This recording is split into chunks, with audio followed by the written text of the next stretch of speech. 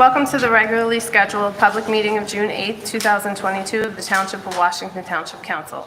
Adequate notice of the meeting was given in accordance with the Open Public Meetings Act by the Township Clerk to at least 2 newspapers in January, and this meeting has been posted on the Township Bulletin Board, electronic message board, WCTV, and on the Township website. Please notify the municipal clerk for any disability requirements necessary for attendance at mayor and council meetings. Fire exits are located through the double doors to your right and through the door on your left. Please silence all cell phones. Salute to the flag. I pledge allegiance to the flag of the United States of America and to the republic for which it stands, one nation, under God, indivisible, with liberty and justice for all.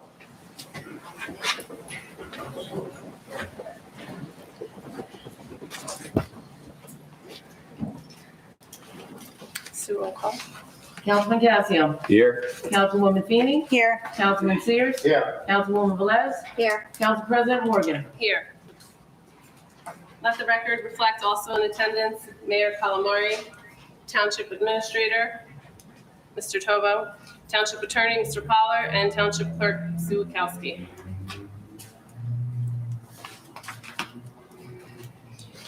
Northwest Bergen Regional Health Commission is the township's local public health services health officer. Please visit their website at www.nwbrhc.org for all COVID-19 related updates, as well as information and contacts for other health-related issues. You can also sign up for their newsletter, which will keep you updated on various health-related topics. Satellite office and passport outreach services will be at Town Hall on Wednesday, June 22nd from 10 a.m. to 2 p.m. Please visit the website for further information. Bergen County Utilities will be hosting their household hazardous waste collection event on Sunday, June 12th at Bergen Community College, 400 Paramus Road from 9 a.m. to 3 p.m. Please visit www.bcua.org for further information. Container mosquitoes are the #1 mosquito problem in Bergen County. Once a week, please empty, cover, or throw away items that hold water. For more information on mosquitoes and mosquito control, contact the Bergen County Mosquito Control Program at 201-634-2880. Be bear aware. Please visit our website on what to do if you encounter a bear and other wildlife. I never thought I would read that. But. Swim club bondholders may contact the swim club by email, wtswimclubnj@gmail.com. I'll repeat that one. It's up there, but I'll repeat it. wtswimclubnj@gmail.com. The Township of Washington Library will be having their summer reading kickoff on Friday, June 24th at 8:30 p.m. with an interactive showing of Finding Nemo. Please visit their website for further information. PSA from Tax Collector. Due to the delay of our tax rate from Bergen County, the Township will be issuing estimated tax bills for the 2022 third quarter August property taxes. Due date is August 1st, with a grace period to August 10th. They are expected to be mailed in the next couple of weeks.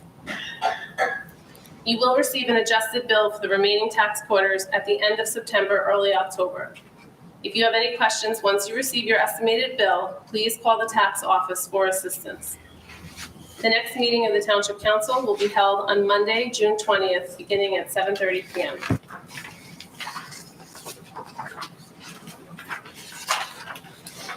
Okay, we have approval of minutes. March 7th, 2022, public meeting. I'll make a motion. Second. Sue, roll call. Councilman Cassio. Yes. Councilwoman Feeney. Yes. Councilman Sears. Yes. Councilwoman Velez. Yes. Council President Morgan. Abstain.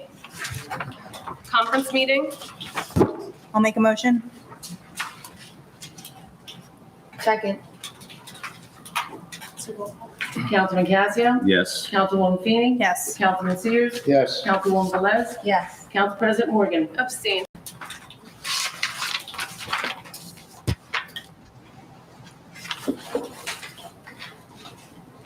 Okay. The mayor has you have an appointment? Yes, thank you. To the council president and council of the Township of Washington regarding the appointment of a tax assessor, please be advised that I am hereby appointing Sarah E. Holbig, CTA, to the position of tax assessor for a 4-year term commencing July 1st, 2022, subject to having received your advice and consent, which I hereby respectfully request. Thank you.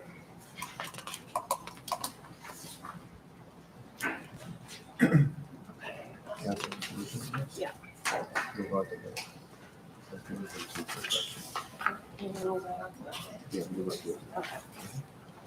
Resolution number 22-253, appointment of tax assessor Sarah E. Holbig, CTA. Can I have a motion? So moved. Second. Sue, roll call. Councilman Casio, No. Councilwoman Feeney, Yes.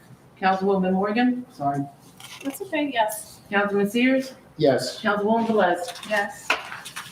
Appointments to fire department? Is that me? Okay. Membership application from Skylar J. Healy for the Township of Washington Volunteer Fire Department. I have a motion. So moved. Second. All in favor? Aye. Aye.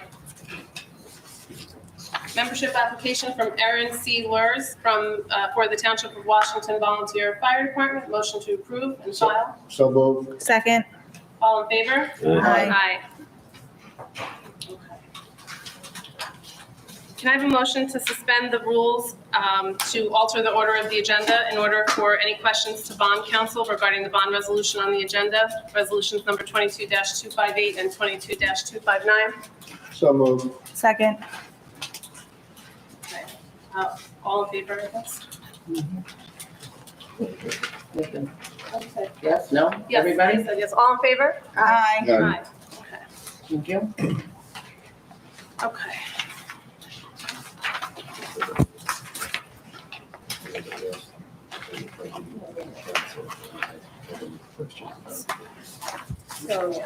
So for resolution number 22-258 or 22-259, council, this is for you. If you have any questions, you can ask them. And we're doing this because who is on? Currently on Zoom is Mr. Bonnefield. He is our bond counsel, and representatives from Phoenix Advisory should also be with us. Okay. Mr. Morris. Okay, so that they don't have to sit through the whole meeting. We're rearranging a little so then you can be done. Okay. Are there any questions on these resolutions? Yeah, what's the purpose of the resolution? Why are we altering what we have? Sure, I'll kick it off and thank you, President and Mayor, members of council. Good to be with you again. You have some bond Sorry, anticipation. can you just, I'm so sorry, I don't mean to interrupt you. Can you just state who you are? Oh, yeah. Bob Bynefield with bond counsel at the law firm of Hawkins, Delafield, and Wood. I'll continue.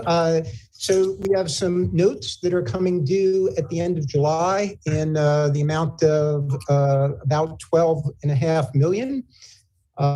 Those notes we considered with the finance group, whether it's a good time to take those to permanent bonding, and if it's the pleasure of the council to go to permanent bonding, these two resolutions would accomplish that. The first resolution is really very pro forma.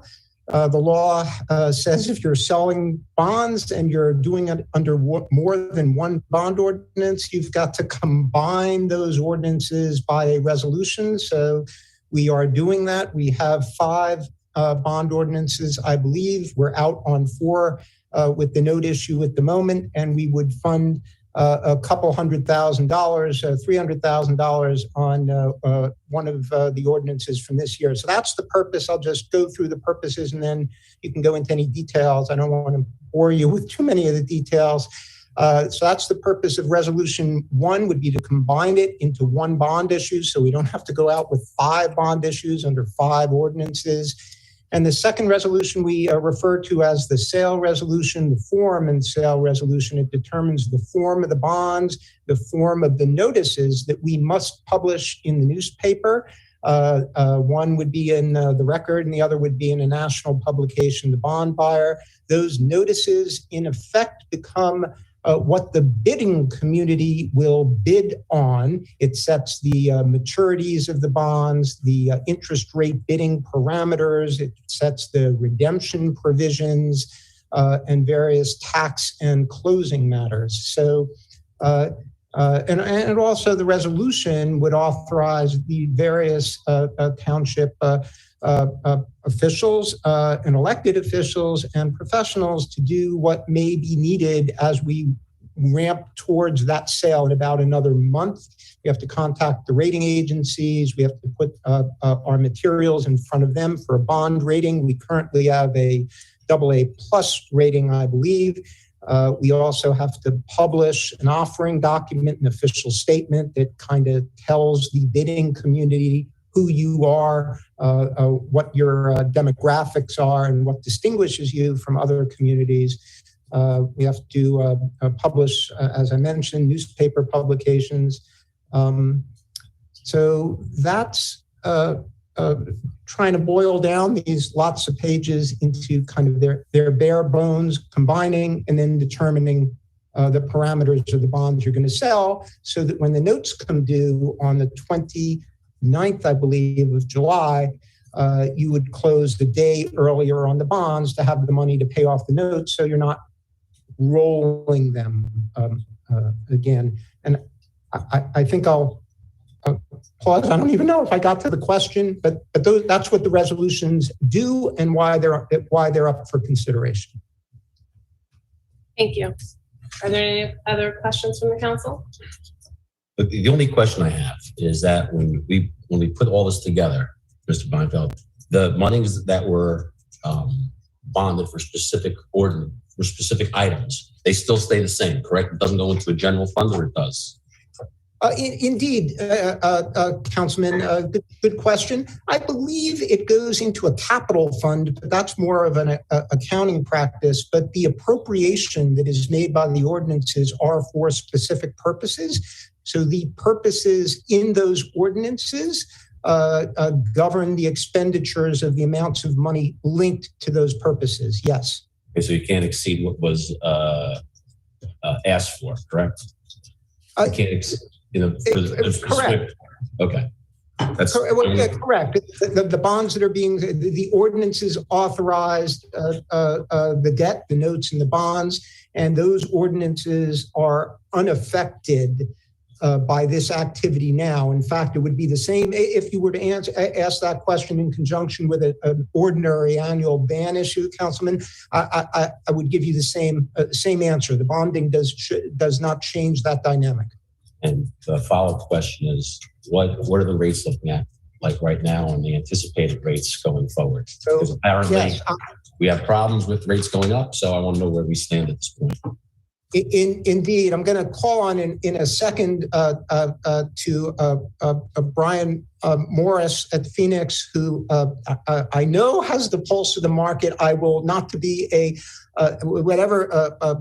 spoil, but Brian, you go ahead. I think we've had a bit of a nice. It's gotten a little bit better, but much more. But Brian, go into it if you could. And also, Brian, just what's the term that we're looking at, and how's the bidding going with the bonds right now? Is it in a positive flow or? Absolutely, yeah. I'd be happy to address all that. So, as Bob mentioned, my name's Brian Morris. I'm with Phoenix Advisors, the township's municipal advisor. So we help out with the bonding, and are, as Bob mentioned, in the markets here, helping out other New Jersey municipal clients on a daily basis. So. You're allowed to borrow up to the average useful life of the ordinances. So on this particular combination of ordinances, we can go out to 20 years. So in discussions with the auditors, bond counsel, and administration, we have elected to do a 20-year maturity schedule. Right now, in the current market, a 20-year bond would be about a 3.25% interest rate, plus or minus.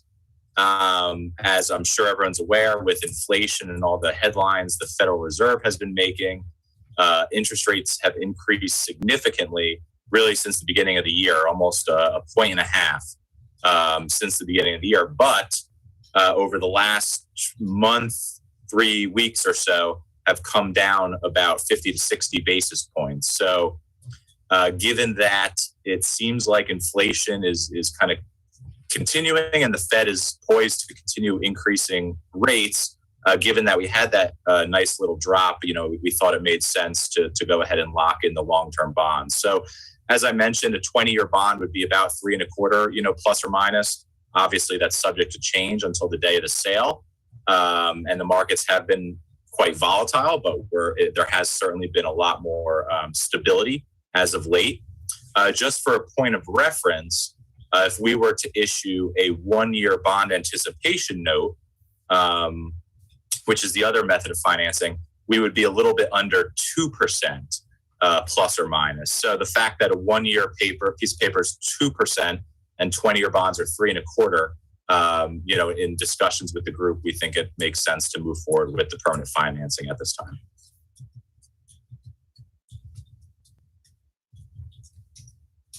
Thank you. Any other questions from the council? No. Okay, thank you so much.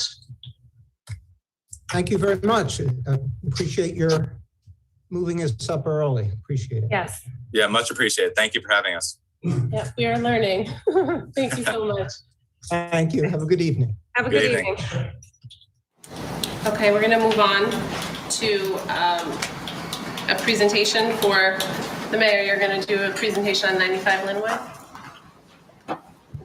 Thank you. Sue, do we have the wires back? Thank you.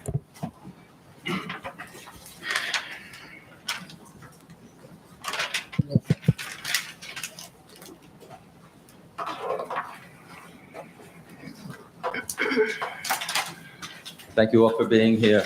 Let me start with the proposed cost of the couple different options. I apologize if this is repetitive for those of you who may have seen it online already, but since not everyone has, I wanted to present it here. So option one, which was the original one presented, putting the DPW at 95 Linwood Ave, obviously includes the purchase at $1.35 million. And then per the architect's estimate for the building and improvements at the site, $4.866 million. We already have $1 million available in cash from the sale of the middle school property in Westwood many years ago that was kind of earmarked for this project way back then. So total new borrowing required for this option would be $5.2 million. And this part corresponds to over there, but over 30 years at the 4%, which is what they had projected.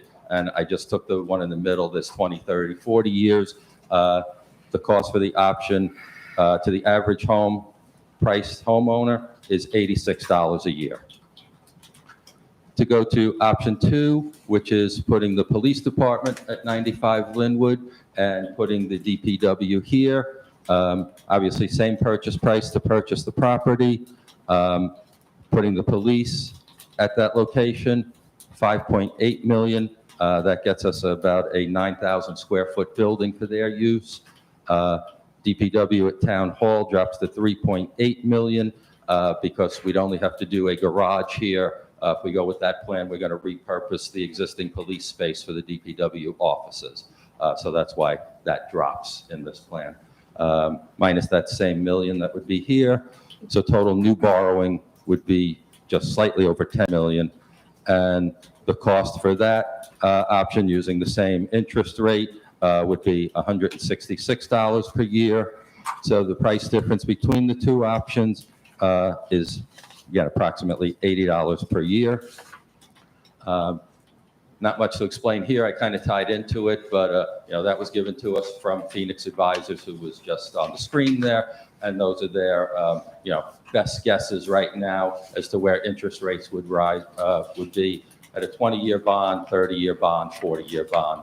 All of these projects would qualify for the 40 years because they all have a life expectancy of 40. So we could go out that far. I just took the middle one to use for the example. So that concludes my presentation. Thank you. Thank you.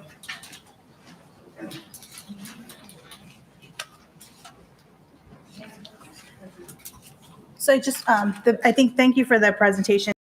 There's definitely help. Put a picture on things and the schematics too and the designs. I have a recommendation. I don't know if the council agrees. I would like to hire an independent, I actually don't know if it's a consulting firm or if it's a company to come in and do an opinion poll for all the residents in town to see which option would be the best to go to in their opinion as a homeowner. So possibly do a mailing, one per household in township, and give them the options.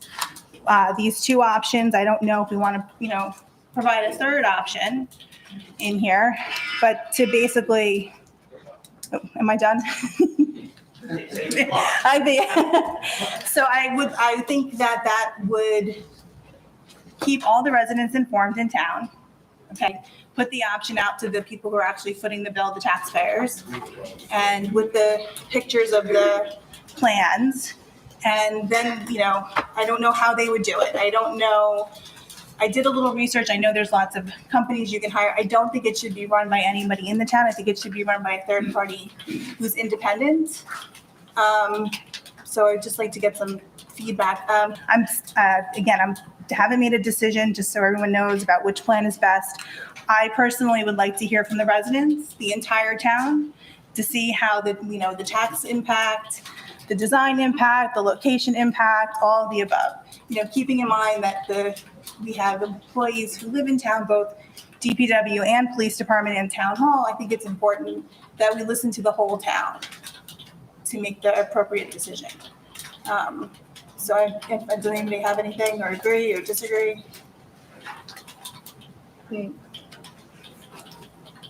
I tend to agree. I'd like to get the pulse of the town as well. Maybe one. But I definitely agree that it should not be run by anybody in town. It should definitely be a third party.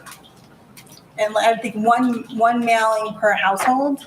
So I don't know if we can count every single individual who lives in the house. I think if we did one letter per household and get in that, they would probably give it up. But that would just be my recommendation. It would, like per tax address. Mm-hmm.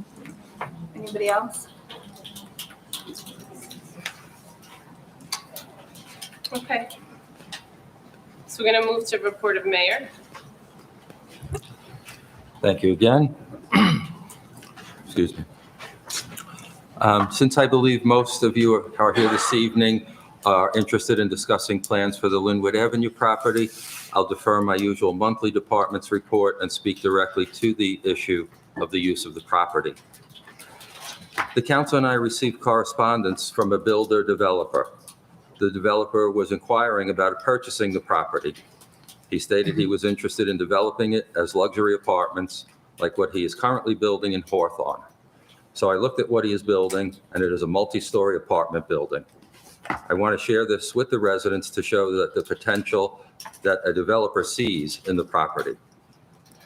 One of the biggest concerns for this and every other local municipality is forced overdevelopment via court settlements using the state's laws to usurp our local zoning and maximize developer profits to the detriment of our community. And while the current zoning would hinder this type of development, I want to remind you all that the state is scheduled to review their plans and laws regarding local land use and development again in 2025. In our two latest rounds of COA fair share housing obligations, we reluctantly gave up via settlements two projects that are known as American Dream and Franklin Court. I believe this will repeat itself in 2025 when we will again be forced to settle on another property. And so I am even more confident that option 2 represents the best possible, practical, and agreeable use of the land there for the benefit of all the town's residents and to minimize the impact on the residents in the immediate area. I would like to elaborate further on my position favoring option 2 by reading into the record my opinion statement that was posted on May 27th. Since 2019, most of the council members have recognized the need to bring township facilities up to date. They have proven a commitment to that goal by voting yes, almost unanimously, to ordinances 1917, 1919, and 2011. Collectively, these ordinances provided over $8 million of funding for town improvements such as the new emergency services building, a new fire engine, and a new ladder truck. While those councils and I may have disagreed on many things, it was the one area we almost always agreed on. And as your mayor, I have successfully executed the projects which these councils authorized. Washington Township is moving in the right direction. We are correcting the conditions in town that were allowed to exist for far too long. The Town Hall building was constructed in 1994. Prior to that, almost no one can recall any significant civic improvements in Washington Township since the 1950s and 60s. Our facilities truly dated back that long ago. Many longtime residents and those who grew up in town can confirm this. We need to build a new DPW facility now. That is not an option. This department provides vital services that keep our town running and looking like the place we are proud to call home. They are the fourth branch of our emergency services. We live in an ever-changing world with ever-changing needs. Their role is no different, and they simply need more space to enable them to meet those needs for us and provide the additional services we request of them now and in the future. Some of these additional services they could offer with more space are expanded recycling programs for things such as electronics, cardboard, and a metal drop-off point.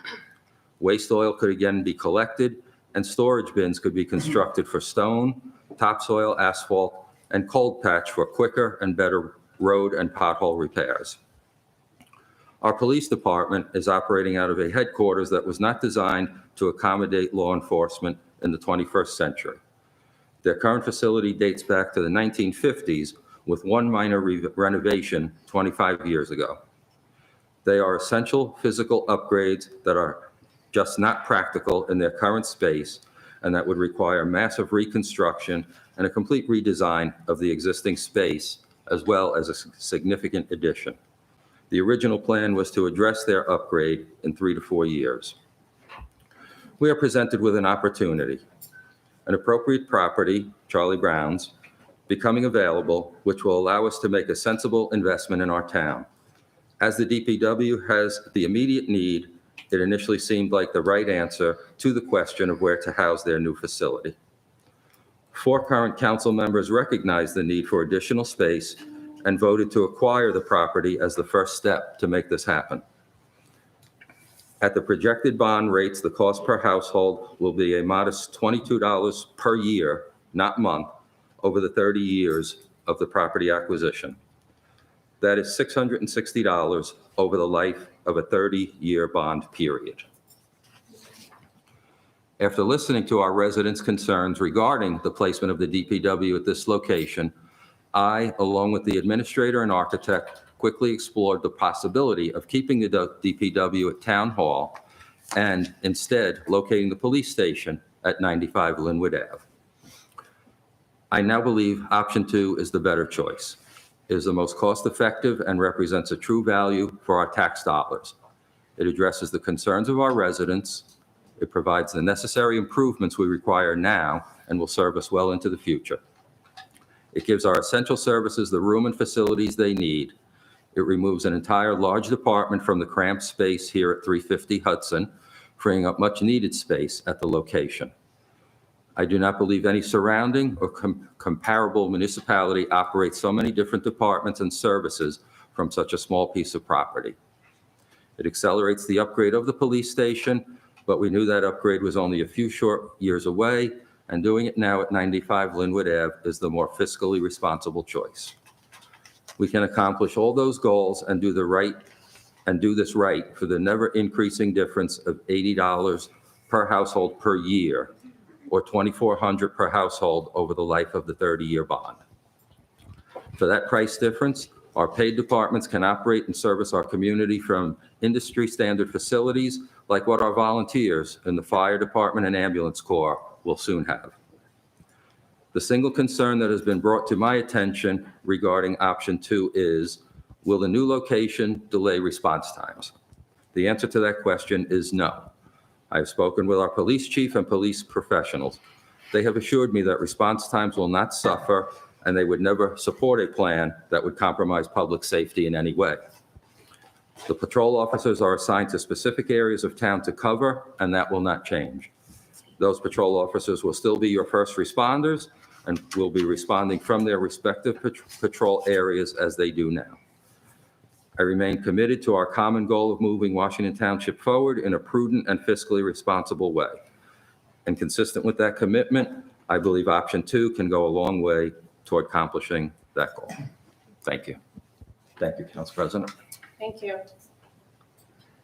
Councilman Casio, do you have an update or a report? No, I didn't have one prepared, but I'm going to respond to the mayor's proposal. My proposal is that we leave Charlie Brown's, put it back on the market, and bring the Montessori school back. Because unfortunately, in politics, what tends to happen is we see something that we want, that we really haven't decided what we really need it for, and then we go ahead and purchase it. And unfortunately, in the way land use is done in government, is we go ahead and try and purchase something. There was another buyer involved here, a nice school. I think it would be a nice addition to the community. And there was a competition between this property and 2 buyers. And the first buyer said, you know what? I'm not going to spend all this money and decide that I can't use this property as I need to see, as I need it to be for school. And, you know, we talk about, you know, independent boards such as the planning board and the zoning board, and we all know they're not independent. We know that's a fact. Okay. And you go out and they knew if they purchased the property, they probably couldn't get it used the way they wanted to. So they backed out, and that's where the township stepped in. I still don't see it as a good fit for either a DPW or a police headquarters. There was never a need prior to this before a headquarters that was relayed to me anyway. We never talked about it. We did significant upgrades already in the police department over the last 3 years. We just put in a dispatch center. We did a kitchen. We did a number of things into that police department. So now I think we have a false need, to be quite honest with you. So my recommendation is let's put it back on the market. Let's back out of the deal. Let's combine the police and the DPW here. We all can do over at the swim club now, a nice recreation center, and it would flow up a lot of extra space right here if we needed it for both the police department and the DPW. So my recommendation is we back out of the deal. And I'll make it that simple, that clear. I'll be not voting for either of them. That's my statement. Okay. Councilwoman Feeney, do you have an update? Yeah, again, I just want to say, I do think we should put this out to the town as a, I don't know, survey, whatever you want to call it. That's my opinion with this. In general, I do know sitting here for the last 2.5 years, there have been several occurrences, and other members of the council have been sitting there where an upgrade to these facilities has been expressed by the directors and the people who are working in those departments. And obviously, the DPW building is no longer standing, so we do need to replace that. So obviously, an upgrade is warranted, and it's been expressed again by multiple people who work in the town. And we do need to move forward and improve our infrastructure as it hasn't been improved in several years, more than several at this point, more than I can count on my 2 hands. And I am in support of buying the property. However, I am in full support of listening to the residents on what is best to go at the property. Even if we turn around in the end, the residents don't agree, we should turn around and sell it. At least we'll have some place to put one of those facilities that we need to accommodate. That's all I have. Okay, Councilman Sears, any report? Thank you, Council President. When we took this vote to buy Charlie Brown's, we all agreed it was going for the DPW. What I'm hearing now is that it's DPW is off the books and it's going for the police department. I cannot support that. I think if we cannot put the DPW down there like we agreed to go forward, then put the property up for sale, support COA housing, and we'll meet our 2025 obligation ahead of time. Thank you. Okay. Do you have any report on anything you've been working on? Are we doing council? Oh. This is actually the council. This is the report. Oh, okay. I thought we were just on. Yes, I have a couple of issues. So thank you, Council President. You're welcome. I got a notification from the state that Washington Township has been recognized for the Gold Standards Award for Safe Streets. We did silver, now we're gold. A lot of work went into this from the police department, for the DPW, from the green team, the administrator, the town clerk. It was a team effort, and Washington Township is now certified as a gold standard for safe streets. Okay, so thank you everybody for putting in a lot of time and effort. We also, the green team set up a senior meeting with the Bergen County Health Organization. They did a presentation at their last senior meeting on the Baggett and the standards on how you have to require to bring your bag in to get your food, why they took away the plastic bags and the paper bags.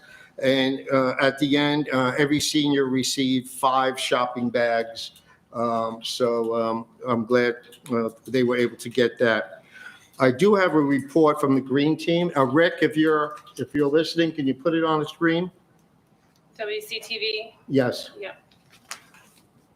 So what we're looking at here is the brook, on how it was all clogged up. You can see to the right is the beginning of it, and then a little further down, all of these are trees within the brook area. Could you do the next slide, Rick? And again, a little, it's clogged up within the stream itself. This is a passway pipe that would allow the water from a French drain to go down to the stream. That was all clogged. Rick, the next. So we were able to get out of that brook area. We took 27 trees that were in the brook and 4 large stumps. What the stumps were doing is they were creating a dam right at the top of where Pascack Road is, and it's creating a whirlpool, and it was actually literally washing away, and you could see the bank and common side being washed away. That's some trees we pulled out of the lake. Again, here you can see one of the workers over there in the corner. We're hooking up a tree that was actually in the lake itself. I'm sorry, the brook. Rick, could you move it? And then after we pulled all the trees out, the green team went in there and we did a Saturday here.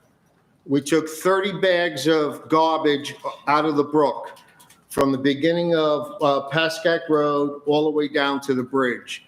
We took out suitcases, leather jackets, boots, glass, tons of glass and plastic, beer bottles, just the normal stuff that they said it's there. But anyway, that's my green team, the volunteers. I thank them all. We had some scouts. We had some. They did an outstanding job. We took 30 bags of debris out of the brook area, along the bank, all the way to the bridge. So whether you knew it or not, the past rainstorm, we had less flooding now that whole brook is opened up, and it actually cleared the way all the way down into the lake. So we did have a little minor backup flooding, but it drained down so fast, it didn't back up into Washington Commons or Bethany Church. So I'm telling you, it was a lot of work, but I thank the mayor for supporting me in getting this done. But it did help out, and I talked to the Lake Association. Less debris floated down into the lake and clogged the dams, so nothing was backed up, and a lot of the flooding didn't happen at the last rainstorm. Thank the mayor, the administrator. They did a lot of work, and I thank my green team. They were out there pulling out tons of garbage. Also, on the disgusting side, people that walk their dogs along the bridge, you pick up your feces, but don't throw it in the water. Come on, put it in a can that's at the end of the walkway. So thank you, Rick, and that's my end of my report. Thank you, Council President. Councilman Sears, thank you so much for your tireless efforts. Honestly, I did hear that it's the flooding. I was very worried when we had all that rain almost back to back, and I did hear the flooding in town was much less. So I think you're doing an amazing job, and I thank you so much for that. Councilwoman Velez. Yes, thank you. All right, we have several things going on in the monthly report. The Memorial Day Parade and ceremony, that was a huge success. We had a very beautiful ceremony. We were blessed with a nice sunny, warm day. Tremendous participation, not only from our residents who drove our vets, but as well as so many of the sports teams that came out in support, lots of kids.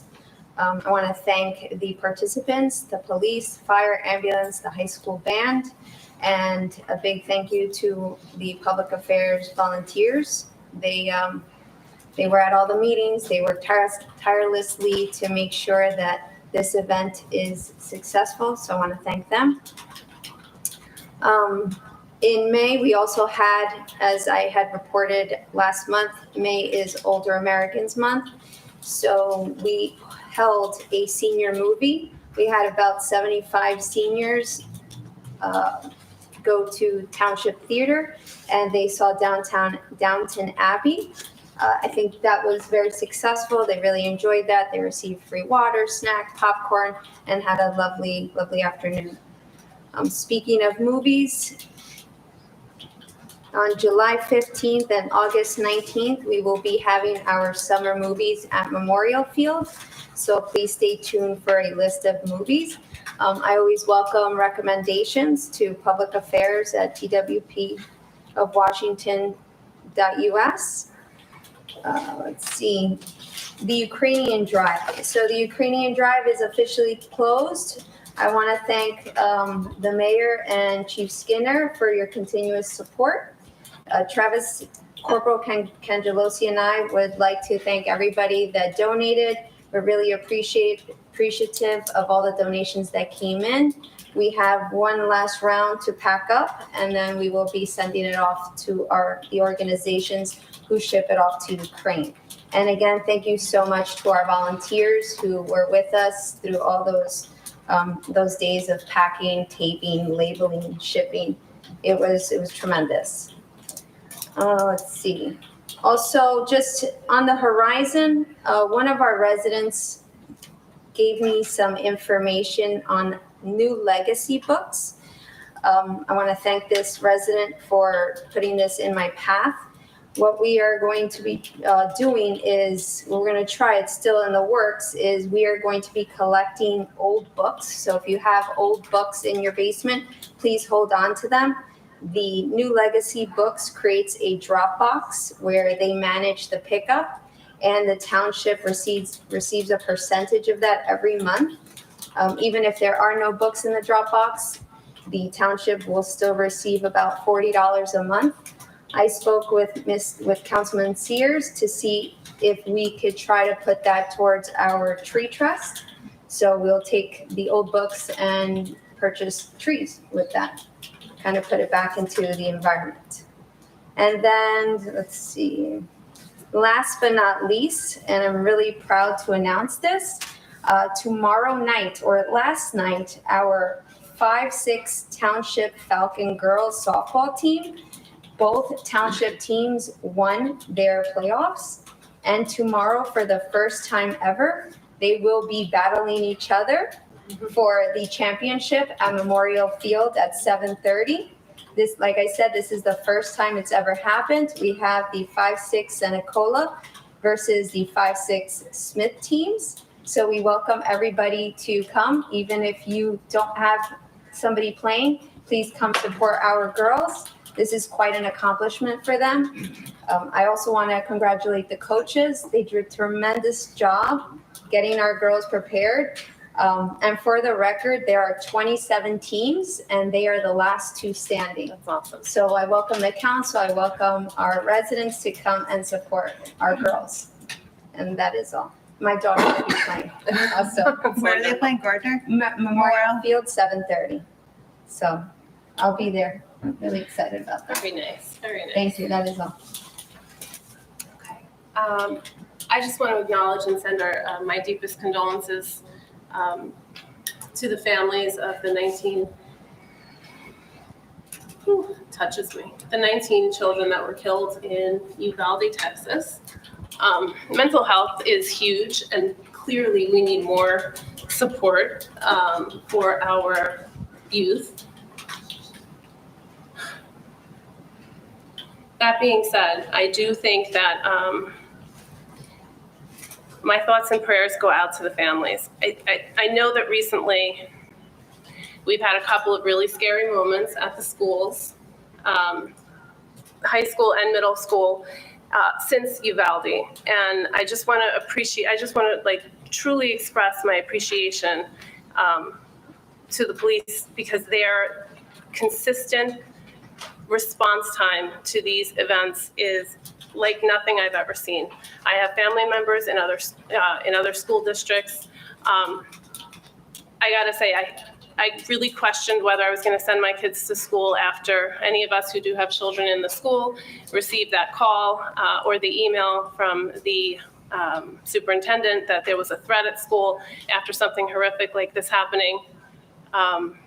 You just wonder if you're going to send your kid to school, just homeschool them, all the thoughts that go through your mind. Being in the mental health field, I probably am closer to a lot of the stuff than most people, so it's much more real in my mind.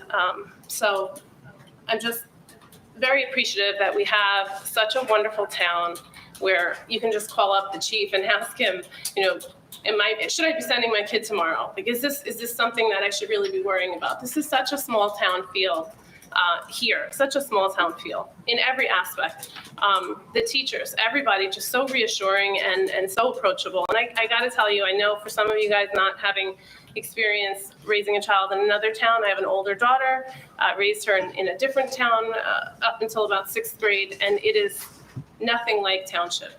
We really are special. This is a special, special town. So I'm sorry, I do get emotional when it comes to this. So that being said, mental health, huge. Talk to the kids, talk to your own children. Make sure that they understand the importance of seeing something, saying something, reaching out. If they see a kid that's in the corner, or a kid exhibiting signs, they may not know what signs to look for. Just have a conversation with them. And if you don't know what to look for or how to talk to your kid, the Stigma Free page does have some information on there. If not from Washington Township, there's always links to other towns. Ramsey has an excellent one. We are always looking for volunteers for Stigma Free for Washington Township. It all wraps into mental health, which we just finished Mental Health Month in May. So it's a terrifying time we're living in. The police department here make it a lot easier to breathe when I go to work knowing my kids are going to be safe at school. So I just want to acknowledge them and thank them. On to happier things that make me happy. Cheer practice. We are starting our brand new program is kicking off. It's amazing. Every year it seems to get bigger and bigger. This is our second, I think, with kindergarten first. So we had kindergarten through second. I wasn't sure what we were going to do with K to 1. It's a little bit different, intro to cheer.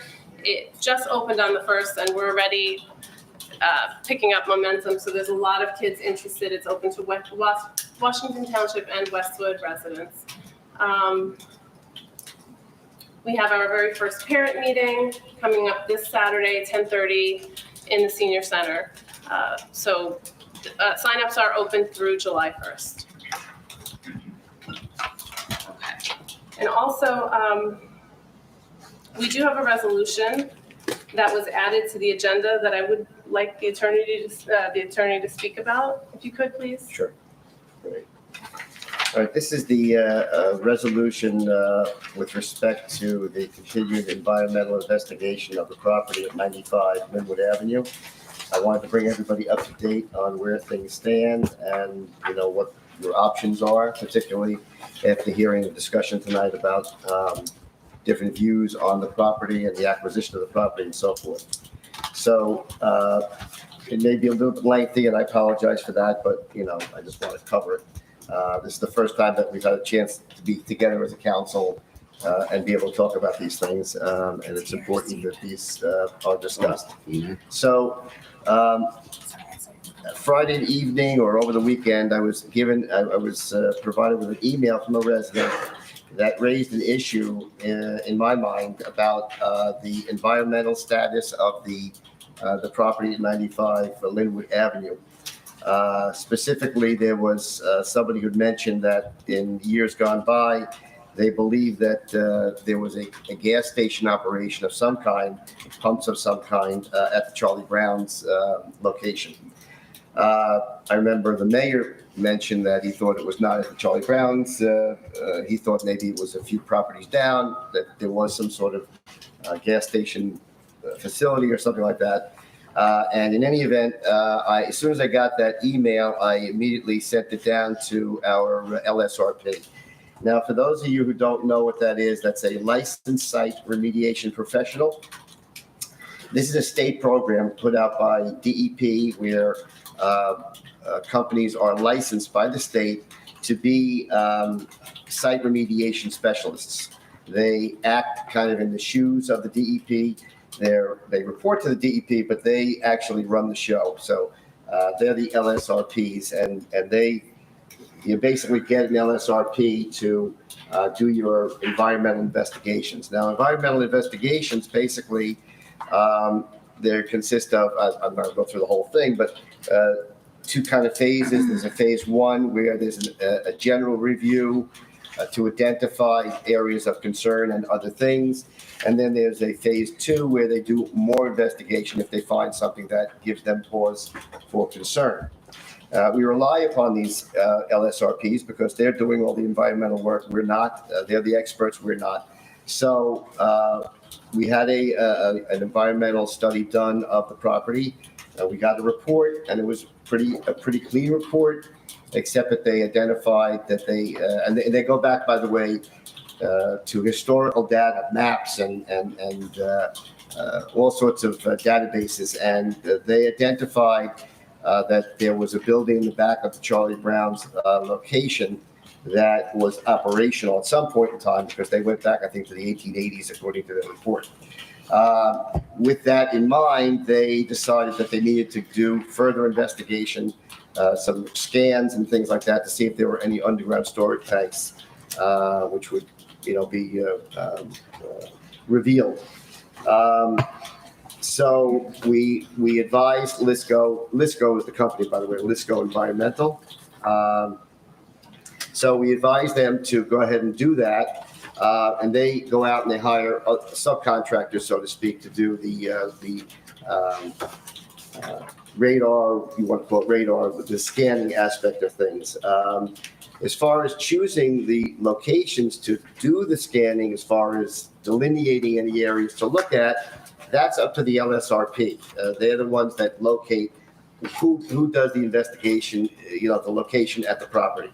And I did mention to somebody that there's nobody up here that would go out and say, okay, I want you to look here, I want you to look there. This is the LSRP. So in that respect, they go out to the subcontractor, and the subcontractor works for the LSRP. The LSRP interprets the results done by the investigating company, and then they give their report. And their report came back that things were fine, that they did not find any underground storage tanks. However, I did press the issue with the fact that there was this photograph in a newspaper, and I asked them to take a hard look at it, and they did take a hard look at the photo, although there was nothing in their database or any of the investigations that they had done to reveal this. But they said, okay, since we have this, we better go ahead and do something to investigate this further. And I said, absolutely. Because what we have to do as township officials, as professionals, is we have to exercise our due diligence to investigate the property, and if something is revealed, to take a look at it. So I asked a couple things. Number one, as many of you know, time is getting short was getting short on the contract. The due diligence period, I believe, was expiring. The last day of it was June the 13th. And June the 14th was the day that we had to be making our decision about this property or not. So time being short, I said to them, okay, I need from you a proposal of what you're going to do. I need a proposal from you of how much it's going to cost. And I need a proposal from you in that proposal, how fast it can be done, how fast the results can get back to us so that we could act appropriately. Okay. And I also asked them, I said, look, I need an explanation from you as to what happened, why it is that you didn't pick up on this so-called use. And I'm not even saying that there was a use, but there's this picture. So I asked them to write a letter outlining the issue. And I have that letter. I got it, and I'm going to read it into the record because nobody's seen this letter. Like I said, we're just back to the council now, and I want to read this letter into the record, okay? So with that said, and it'll be available immediately to anybody who wants it. You don't even have to actually, well, normally you file an open request, but I'm going to say that anybody who wants it can get it. Just, contact the clerk's office. It can be emailed to you. We can make it public, and I'm going to read it so anybody who's watching will see it. Anybody who's here is going to hear it, so it's around for everybody. So this is the letter, okay? Lisco Environmental, Lisco, has prepared this letter to discuss the circumstances surrounding the Phase 1 and Phase 2 Environmental Site Assessment, ESA, conducted for the property at 95 Linwood Avenue in Washington Township, New Jersey, hereinafter referred to as the subject property. This letter is prepared as a general summary of information related to the investigation and the historical use of the subject property as a gas station. The purpose of a Phase 1 ESA is to gather sufficient information to develop an independent professional opinion about the environmental condition of a given subject property. Any areas which require additional investigation are identified as recognized environmental conditions, RECs, and the Phase 2 ESA is recommended. A Phase 1 ESA is required to be conducted in accordance with, and he goes on to give all the publications. I don't want to read all that because this will go on for a while. So let me skip over that. These documents provide the standard on what public information and site-specific data must be requested and reviewed in order to complete a Phase 1 ESA. For the purposes of a Phase 1 ESA, LISCO requested the relevant records, conducted a data review, and conducted a site inspection. Typically, government and property records for commercial and residential sites maintained prior to the 1970s contain little to no information related to environmental matters, as major environmental regulations were not in place prior to the 1970s. This was the case for the subject property. In addition to specific environmental records, historical property uses also are evaluated through historical aerial images, historical fire insurance maps, city directories, and information gathered during the site inspection. And I just wanted to mention also the report, the Phase 1 report here, I believe is about 531 pages long. So it's a pretty in-depth report. As documented in Phase 1 ESA, there was no evidence in the data reviewed that indicated the former gasoline station use at the subject property. This includes historical aerial images and historical fire insurance maps that often show indications of such uses. Specifically, aerial images were of generally low resolution and exhibited no specific evidence of any form of dispenser, islands, or other features generally indicative of gasoline station operations. Historical fire insurance maps showed no relevant detail, as the subject property is a generally unmapped region. No evidence of a former gas station operation was observed during the site inspection or in other records reviewed. Given the results of the Phase 1 ESA identified no evidence of a former gasoline station at the subject property, the historical gasoline station use was not identified.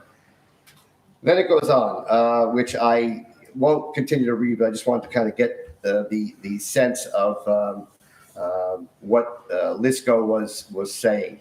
There was one part I did want them to clarify because it was raised by someone, And that was the issue of, did the town pick out the area that was identified as to be looked at? And as I said, that the town itself had nothing to do with that.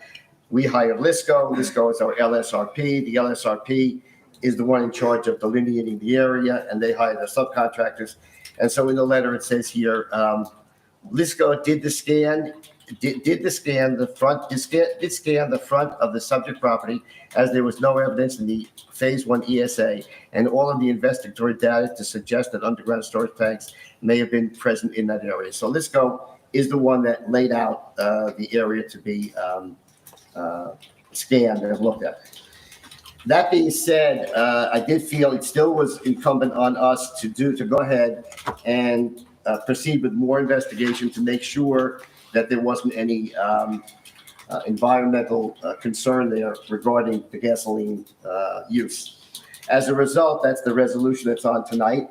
And I asked him to price that out for us and make a proposal. He did do that. It's attached to the proposed resolution.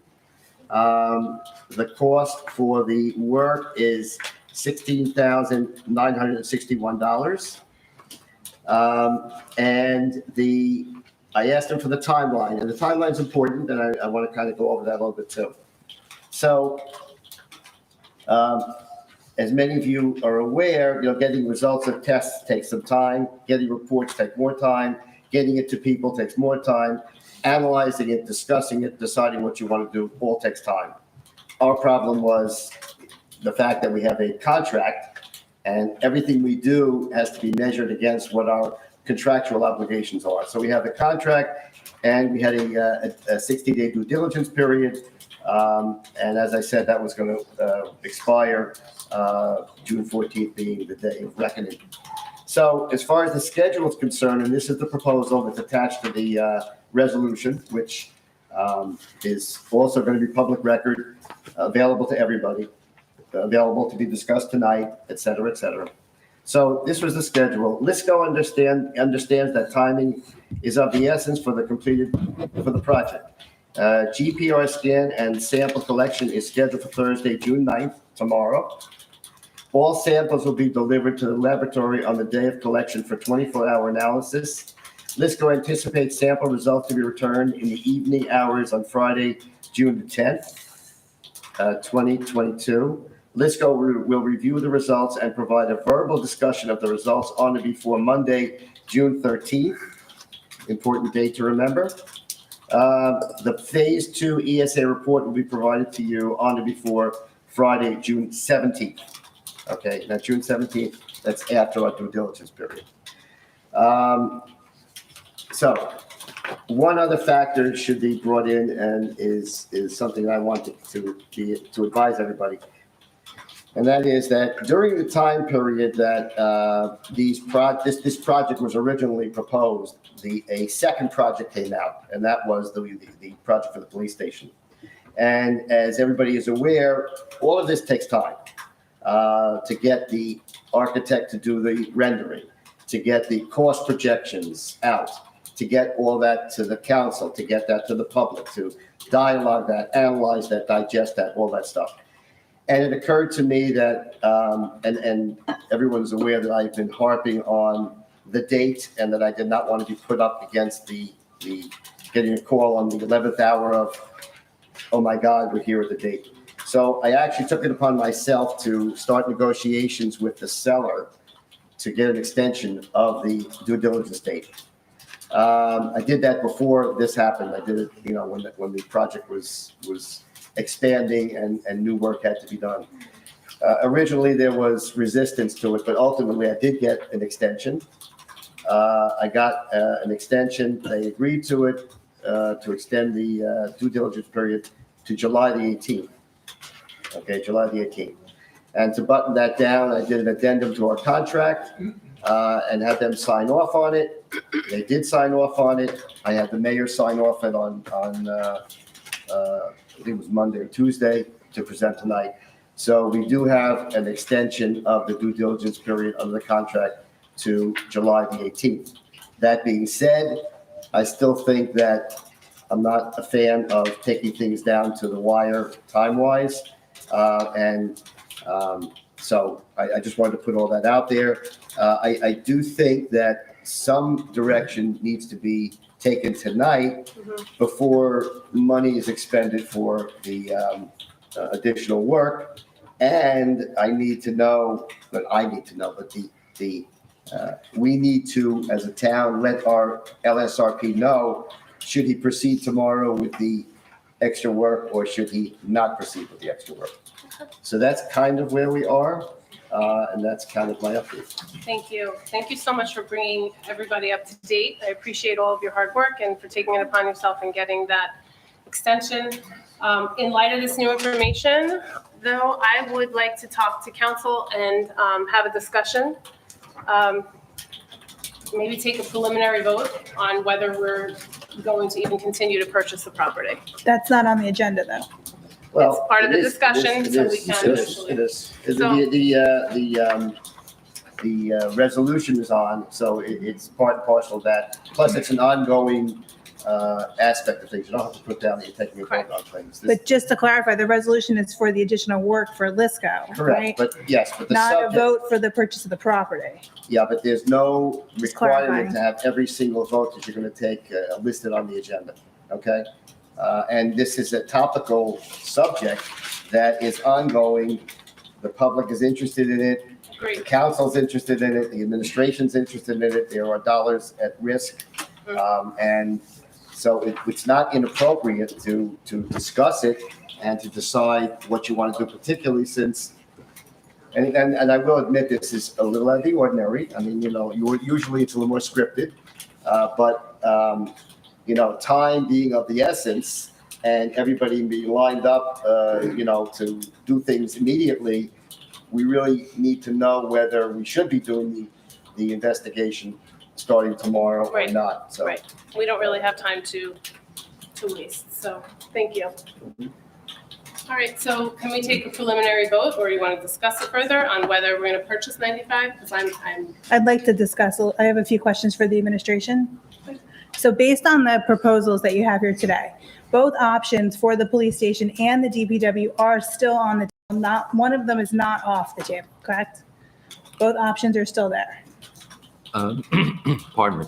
It's my and the administrator's thing to present the options. Yes. It's up to the council to No, but I'm decide saying- which direction. So nothing is off the table Right. unless the council takes it off. Okay. Yeah. So, and then I would like to get the opinion of the council to find out about polling the town, being an independent company, and to see we what don't have that time. we do have that time, because the thing is, the purchasing land is a commodity. That doesn't actually mean we have to build on it. We could, even after we purchase the property, we could turn around and sell the property. Right, Ken? That's not If out we of the. purchase the property, right, we're Ken, not that's- selling it. Ken- I'm sorry. No, I'm asking Ken. Ken, if we purchase the property and decide that we're not going to develop it for town use, is the town allowed to turn around and sell the property? Well, okay, the first question you have to ask is, do you want to spend $17,000 to investigate the property? No, but Because outside of that, I'm just kind of going through it, you're throwing the question out, so I want to, cover it. So, because the bottom line is to say, yeah, buy the property, sell the property. That sounds great, except for the fact that. no, I'm not saying that. I'm just. I know, but I don't want answer the words question. put in my mouth. I didn't put words in your mouth. I'm just saying that the decision to buy is wrapped up in the work, because you may want to back out even if you do the investigation. I don't know. Generally speaking, you would be able, if you bought the property, to turn around and sell the property if it could not be used for public purpose. Don't forget and again, I want to look into this a little further because it's a little complicated. There's a bond ordinance. It was passed with the idea that it was being used for public purpose. Municipalities are not in the business of flipping out properties. I'm not saying flipping. Well, selling is flipping it out, kind of, in a way. Well, If it's you- not if you- flipping. if It's you if buy- we decide it's not a best practice Okay. to develop it, then we don't have another use for it. We could turn around and sell it. I don't want to use, okay, I want to use the word flip, resell the property that was bought. So, I mean, I do want to check on that. I don't want to give you the definitive answer. But I feel I would like to check the bond council on the bond ordinance, because, that's part of what's involved. generally speaking, municipalities don't just buy land with the idea of selling it. They can buy land with a public purpose, and maybe it's not fully defined, and maybe it's being developed as a project, and that takes some time. So that can be done, but turning around and selling it, I will get back to you on that. So, and have you seen other towns in this region, in our Bergen County, where they've bought a piece of property, it's not the right fit, and ultimately, have you seen that? But I do know that there are some towns that have bought properties, housed properties. I've heard of towns that have sold properties, so, but I would still like to check my. I was just for common practice. Yeah. So, and then basically, if we were to listen to the residents, and, that would be basically a long-term planning thing, that would result in not developing the property, then we would have a legitimate reason as to turn around and resell the property. That would be like evidence to say this, we decided not to move forward. That would be the argument. Yeah. Okay. I'm just going to remind everybody while the council is discussing, if you could just please not, try to refrain from talking. It's disruptive, and the clerk has a difficult time hearing what's going on. Can't have all these conversations, I'm sorry. Okay. Is there any other discussion? Because I would like to just say that I'm not willing at this time to spend more money to find out if this is a viable option.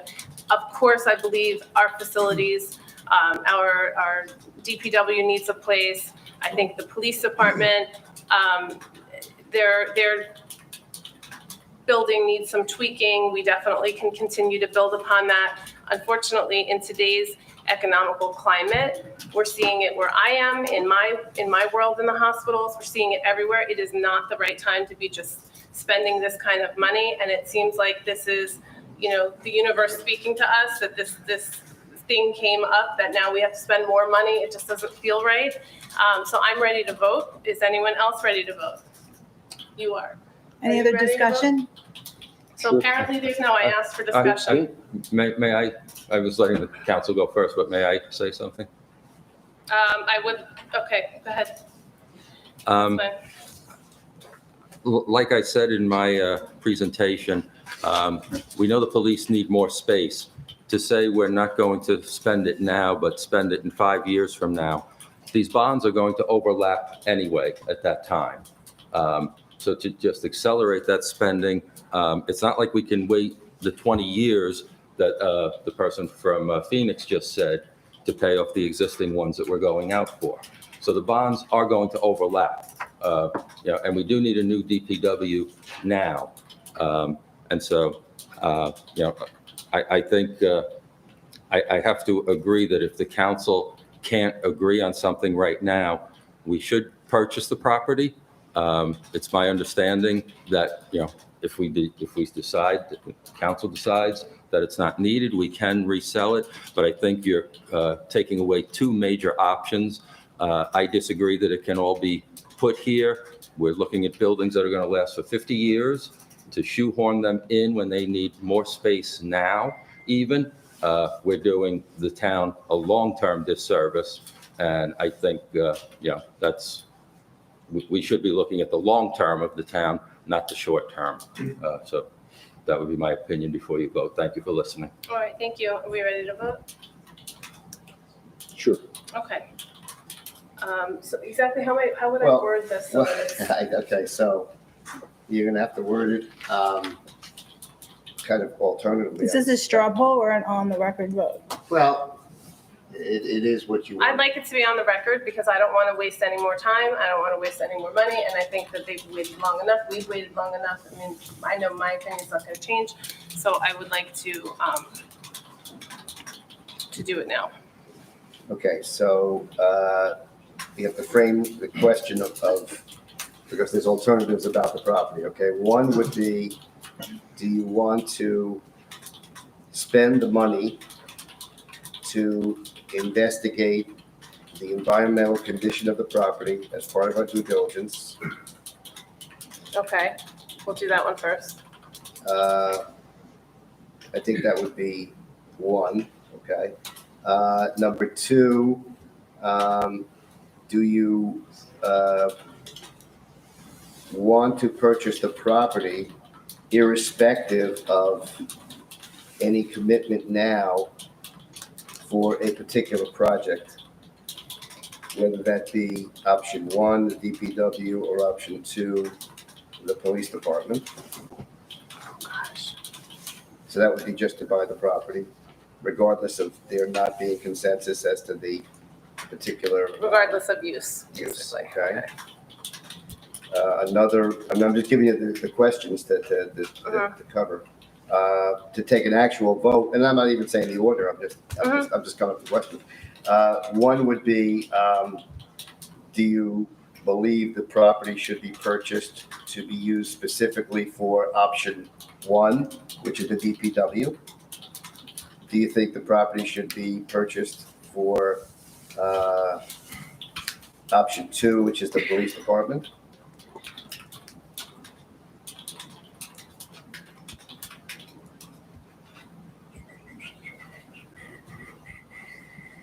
I have a question on that one. One sec. When you're done. I want to,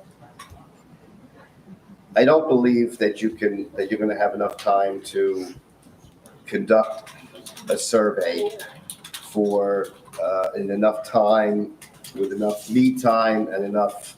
I wasn't talking before the purchase of the property. No, just wait, I want to make sure I clarify. I was thinking post-purchase of the property, Okay. not before the purchase of the property. Okay, good point, okay. Because I don't think that there would not be time for that. Yeah, I wasn't thinking, Okay. that's crazy. Good, all right, so we crossed that question out.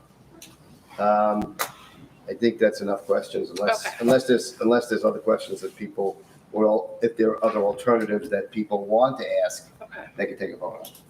Okay, so I'm gonna go with the first one. I'm gonna actually go in order because that will help us depending on this vote. So the vote is, do we want to spend the money to investigate as part of the due diligence this second phase two? I don't even know what that is. Supplemental phase two.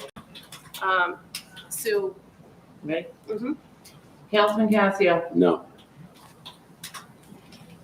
Councilwoman Feeney, Yes. Councilman Sears, No. Councilwoman Velez, Yes. Council President Morgan. No. 3-2. Okay. 3 noes and 2 yeses. Okay, so.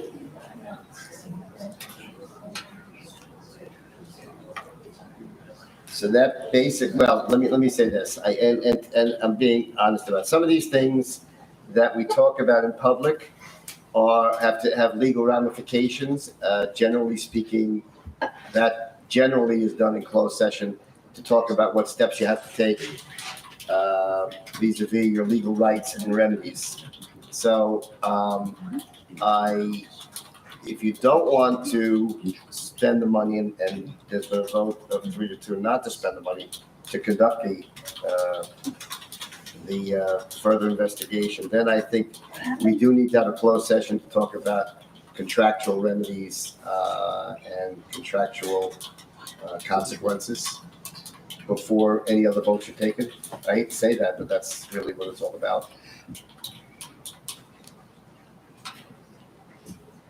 Unless you want to vote on the other things. On too. whether we just, Okay. or even purchase the property. Okay, that's fine. Yep. I have a question about this series of votes, just on that paper, may I? On the last one, that you said property, either option one or option two? Okay. With the specific, that was. Yeah. Yeah, I was that just gonna one's- ask a general one right now for Okay. even purchasing the 'Cause- property at this point. Okay, because that's what we would need to. Yeah, that's what I was gonna ask Okay. right now. Yep. Okay, so the next vote is, are you in favor of purchasing this property?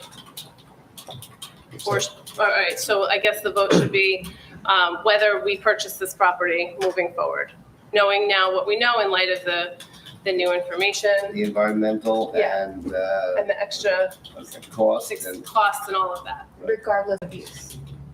regardless of use. Okay. Yes. Sue, roll call. Desiree, may I ask you and the count, and I'm sorry, you and Ken, a question before you take the vote? Do you feel you can take an informed vote in light of what Ken just said about contract ramifications, not Yeah. knowing what those ramifications might be? I think this is part of the due diligence, and it was if we found something in due diligence, we can. No, and he was far down the road. I honestly feel that you shouldn't until you do have a closed session to discuss the ramifications and the obligations. Even though I think it'd be nice to have votes on everything, those things you need to understand, what contractual consequences there are to doing certain things. Okay, So- Yeah. so then, So I would Now like, we're in hang a on, closed session. I'm gonna talk right now, guys. How about we do this? We will not vote on whether we're gonna purchase the property. We will do that in closed if we have to. But we can vote on whether we agree with one or two. no, I vote to suspend those two votes until we have the ramifications in closed session. Because it doesn't but I- matter one or two if we don't know what the ramifications are based upon the contractual No, I obligation we think I'm currently gonna go have with to what the I town. just said. I think I wanna do the vote with whether it's gonna be option one or option two. Can we do that?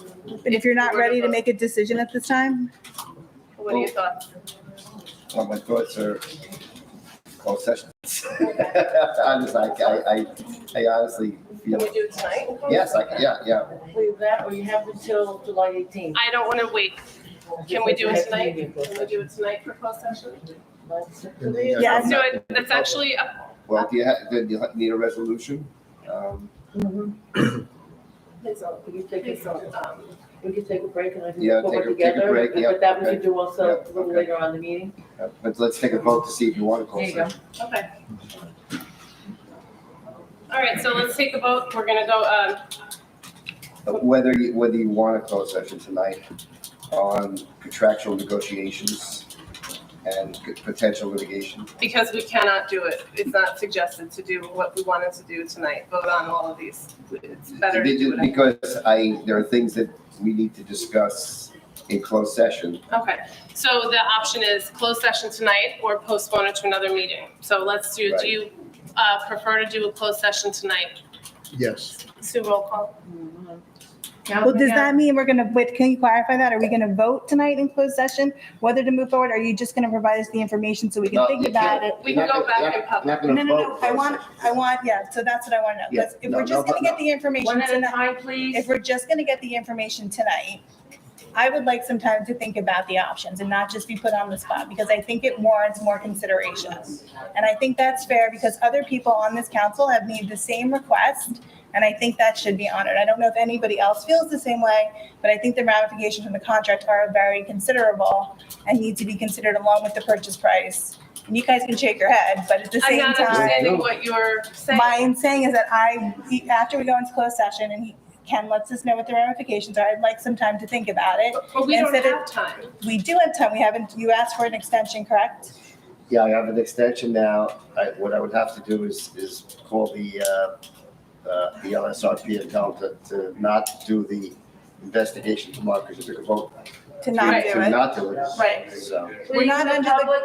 We're not under the gun right this second. You do have an extension. I do have an extension. Okay, so I would like additional time to consider the ramifications against the purchase price and the ramifications of the tax implications to the residents, and I think that's a fair request.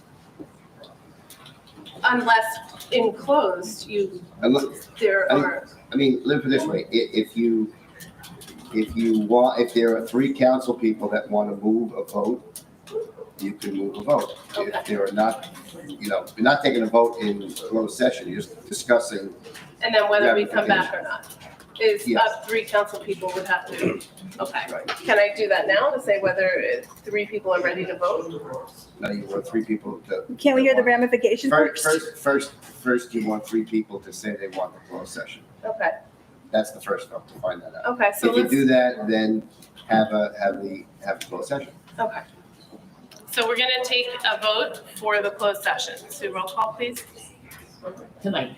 Tonight, Yeah, but this will be followed by a formal resolution, that specific identification of the subject matter. And so there's a record for that. right. Councilman Casio. No. Councilwoman Feeney.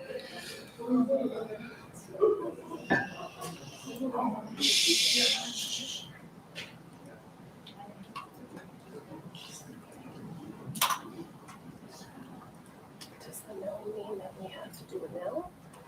Say here, you want to- So can we do it now?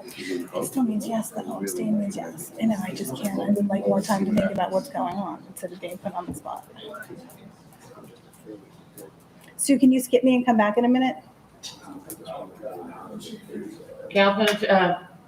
Attorney Collin, may I skip Councilwoman Feeney and come back to her? Excuse me, Okay, sorry. may I skip her and come back to her? Yes. Okay. Councilman Seerson, Yes. Councilwoman Velez, Yes. Councilwoman Feeney,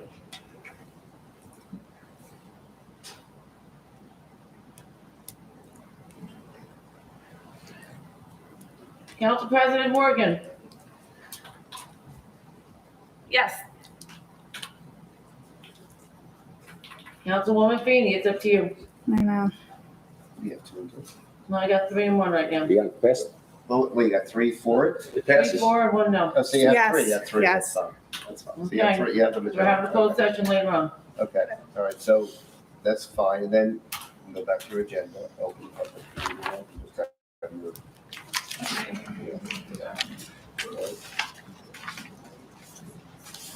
Can I just ask for clarity? That would be nice.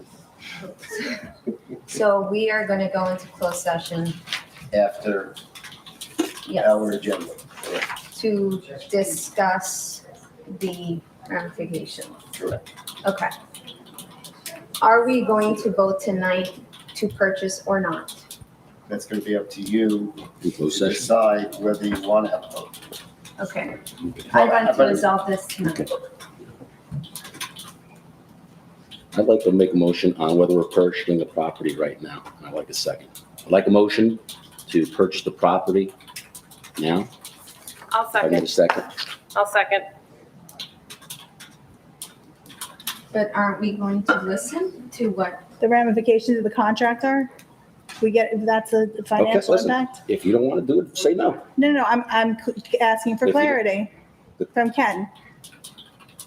There's a I motion. think it's I mean, in your We have a interest. motion and a second. Okay, but you have a discussion now, right? Yeah, no, there's a question? I think it's in your interest to at least discuss the contractual ramifications of what you are going to do if you vote one way or the other. Because I can tell you that listening to all the different opinions, there's a myriad of positions that we're hearing. And I want to kind of go over certain things vis-a-vis the contract and what the ramifications are of the actions that you may or may not take. I'd like to hear it. I can't put it any other way. I'd like to hear. I withdraw my motion at this point, Okay. just to make everyone happy, but I don't like doing stuff in closed. Okay. All right, so now just go back to the agenda. Yeah.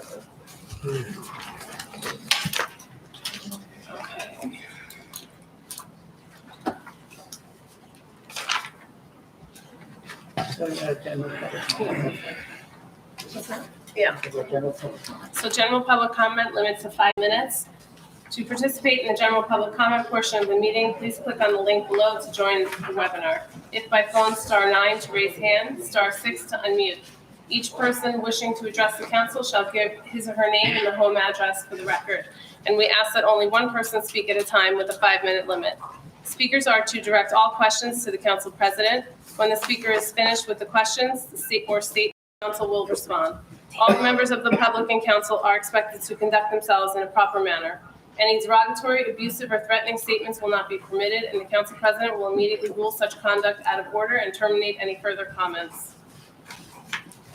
Motion,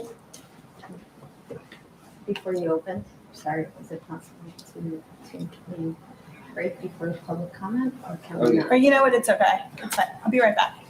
okay. Did you need one? As well. Okay. Okay. But before, because this could be a lot. Okay. If that's okay. Take a 5-minute break. Sure. Before. Yep. Okay, before we motion to open, we'll take a 5-minute break. We'll be back at 9:15.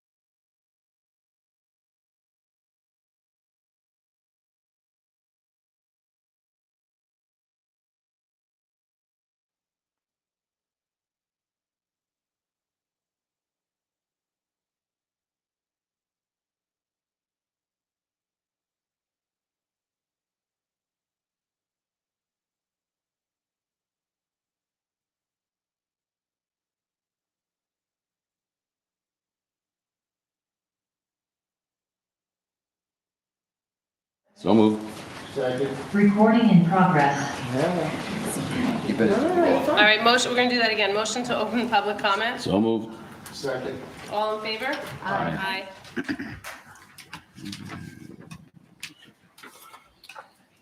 Okay. Is there anyone who would like? Just your name and address.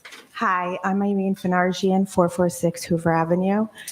I'm here probably a little bit off topic from what most people are here about, but I appreciate people's patience, please.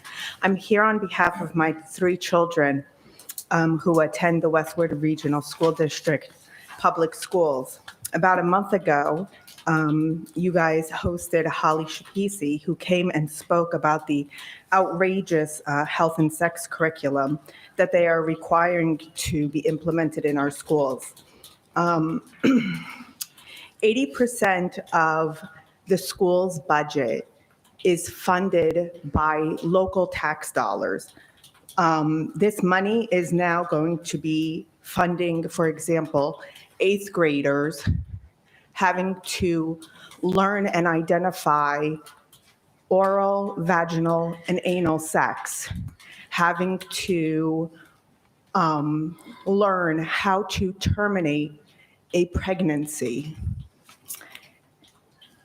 We pay 80% of it, but we don't get 80% of the say. The school, instead of ensuring that each school building has an officer in their buildings to ensure that our schools are safe, instead are paying for a director of curriculum in the grade school who supports and promotes this new health curriculum. I'm here to ask that as a community, we need to make a greater presence at the Board of Ed meetings, and we need to find a way for the 80% of the funding that we give them to be 80% of the say of what happens in our school. So I just want to encourage the community to please come out to the next Board of Ed meeting on the 16th to support the parents and support the children in this community. Thank you.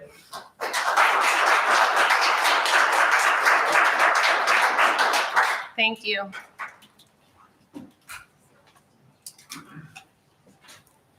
I appreciate you coming up, actually, just a second. I appreciate you coming up and bravely stating that, because I can speak as a parent.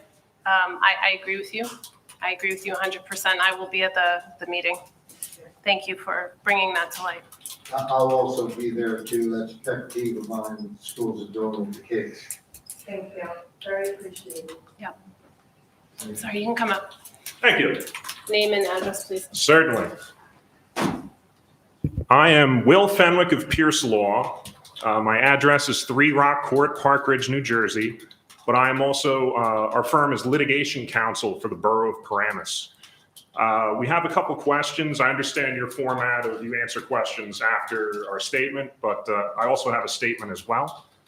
My questions are, the Akari Iovino site plan that's up on the township website shows that the salt shed depicted is 32 feet in diameter, but scales on the drawing to be only 30 feet in diameter. And our borough engineer wanted to know if other structures depicted on the site plan also are shown to be smaller than are actually intended. So that's the first question.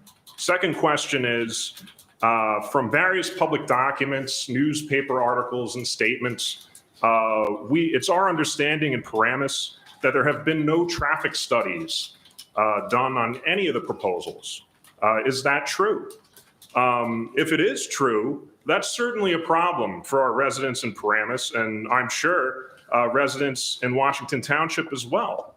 All the proposals concerning the relocation of Washington Township's DPW building and/or police station to 95 Linwood Avenue would certainly have a drastic negative impact on traffic, not only for the residents of Paramus and Washington Township, but also for virtually everyone else in the surrounding area.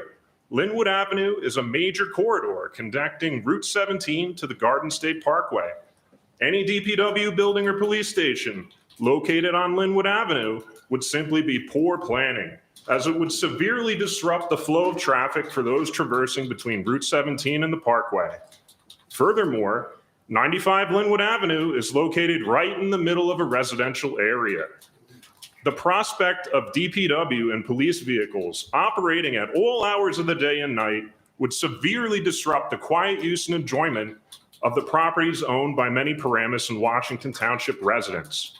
There will assuredly be a great deal of noise and headlight glare resulting from the proposed project, particularly during overnight snow control activities when sanders are loaded at the proposed DPW building.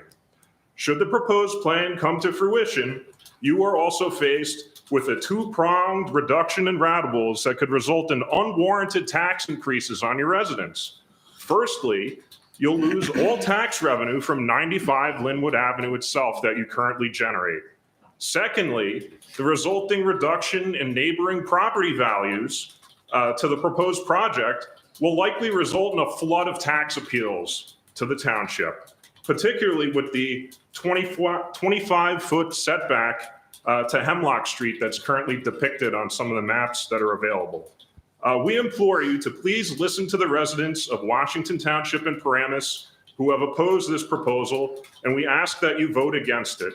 And we also would like you to contact our own councilmen and councilwomen and mayor in Paramus and to work with you to come to a resolution to this issue. So I don't know if you want me to ask my two questions again, if you don't recall them, or We recall them. We recall them. We're Certainly. not answering them right now, but we recall them. You're not answering, We're okay. not, we're not answering. This is not a dialogue. It's here, people are making their statements, and we're not getting into a dialogue. Okay. Thank you. Thank you.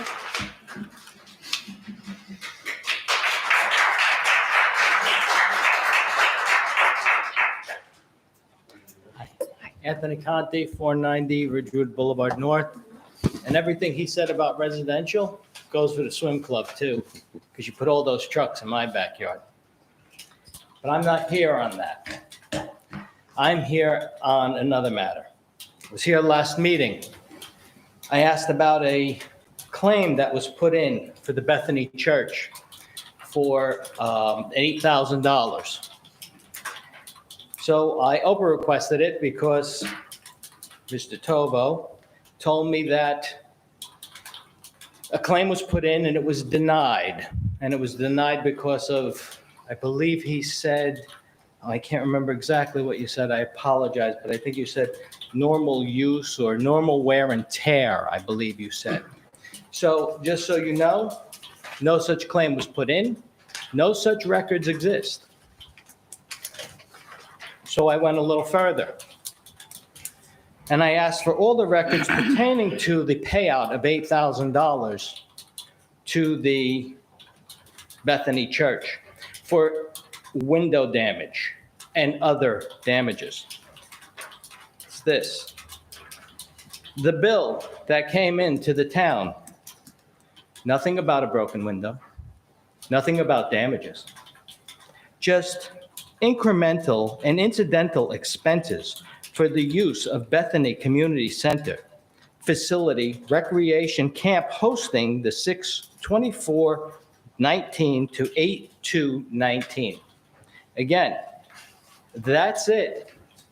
No other bill, nothing to back it up, nothing to show that there was a broken window, nothing to show anything about damages done. Now, was there a broken window? There could have been a broken window.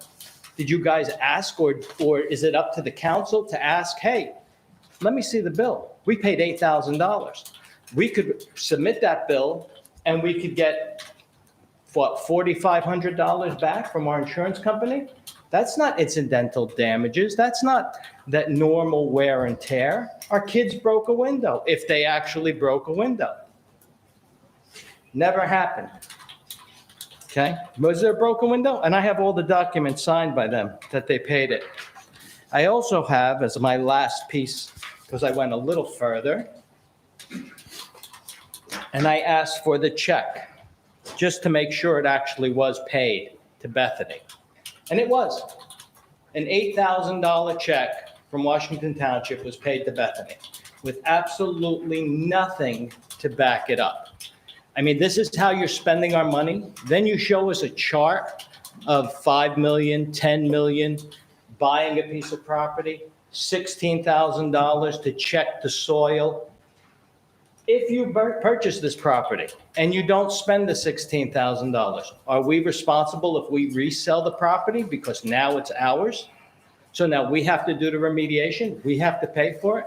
We already bought a swim club, which I don't know. I never got any information on if it was clean, it wasn't clean. I know they were dumping refrigerators back there. I know they were dumping junk from the parkway when they were building the parkway. There's all kinds of stuff back there. Nobody says anything. And Mr. Sears, I know I have to address this to you, so I'll address it to the, if you can talk to the green team. Behind the swim club where the dumpster was, I've been back there a few times through the years, which I know I'm not supposed to because it's township property. And I've picked up the debris that comes out of the swim club. I'm not doing it this year. You guys own the property now? Clean it up, please, if you can, okay? And just be careful because there are at least 6 fallen trees and there's at least 3 more ready to fall into the woods, hopefully not towards my house like last time.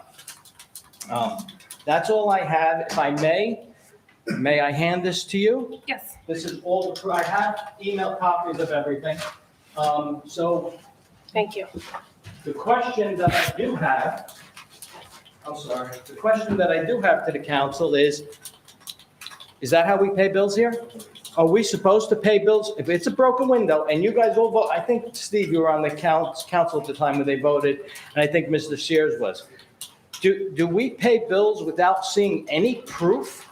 I mean, did we walk across the street, see a broken window and say, yeah, that's $8,000, give them $8,000. And then they call it incidentals and we pay? And now you're gonna look, you guys hammered me at the swim club. You have all the trucks behind my house, every single one of them, not just your seasonal stuff, like I was told. Every piece of property. Time is up? Yep. Okay, thank you very much. Have a pleasant evening. Thank you.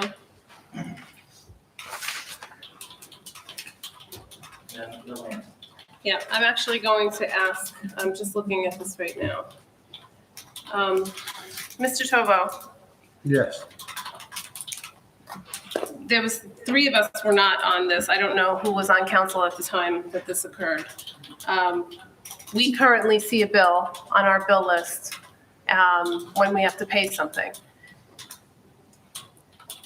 Wouldn't that be, like, if that was to be Oprah, our bill list, for whatever reason, whatever it is, that would come up. So why wouldn't this search pull up? Is there a reason why it wouldn't pull up a check? What I'm not seeing there is a purchase order, which would give the backup as to why the bill is being paid. Now, normally when you have a JIF claim, your first course of action is you call your adjuster to see if the claim will be covered. They revise it, wear and tear, and a broken window. The value of the window would have been covered, except it was below our $2,500 deductible. Therefore, we're not eligible for reimbursement.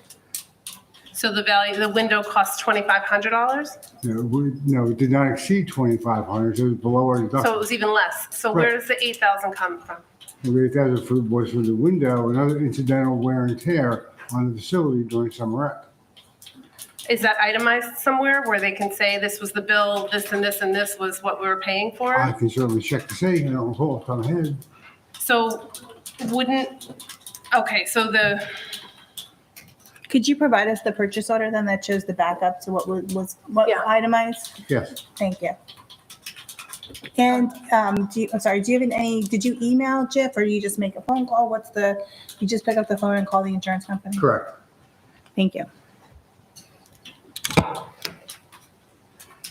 Is that how we do it? That's always how it's done?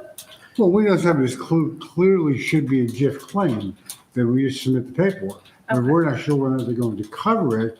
We don't just generate a claim, we ask them first. What's our deductible? $2,500. Okay. so those incidentals for the rest of the, whatever it cost that totals 8,000 should be somewhere, there should be a record of it itemized. Correct. There Right, we're should be not- something from Bethany outlining that number. Say it again? There should be something from Bethany outlining that number. Outlining that Yeah. number, okay, and you will give that, send that to the council? I will. Okay. Okay. I'm sorry. What year did this happen? I think it was 2019, the summer of 2019? Yes. It was. Yeah, because we didn't have summer camp in 2020. That was COVID. Right, That's what happened. and it during was summer. right before we were on. Mhm. I'm checking things. Okay. Check. Okay, so, what I can do then, Mr. Conti, is once I receive the itemized bill, we can talk and I can get that answer for you. Yep. Okay. Desiree, may I add something? Sure. The swim club property is now property of the town, therefore the DPW will maintain it. The green team has nothing to do with maintenance of our fields.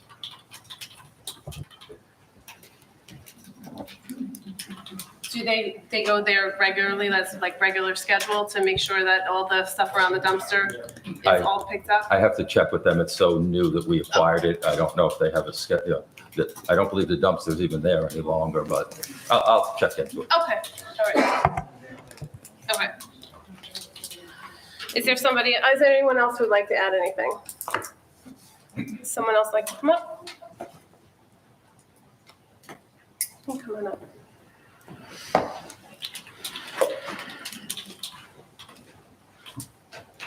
Mary Ann Osmond, 960 Adams Place. I've been listening from home and not coming in person because I feel the residents are being disrespected. The way this council expects residents to just come up and ask questions and never have an opportunity to dialogue. Mr. Pollard, I am so happy you just used the word dialogue. To dialogue with the council is wrong and not at all transparent. If a resident has 10 questions, how does the council president answer them? Or if she is writing the 10 questions down, many questions go unanswered each week. And when questions cannot be answered, the participants never know if the resident asking the question is ever given answers.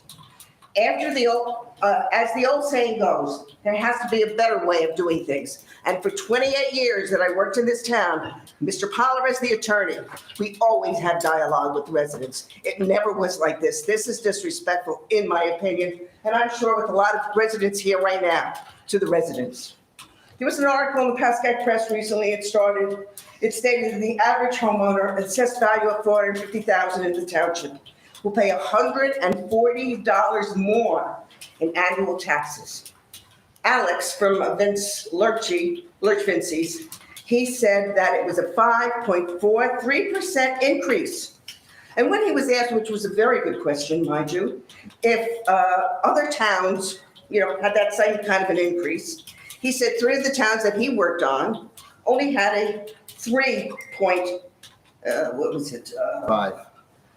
Yeah, it was very low, which was very surprising. I know Mr. Pollard.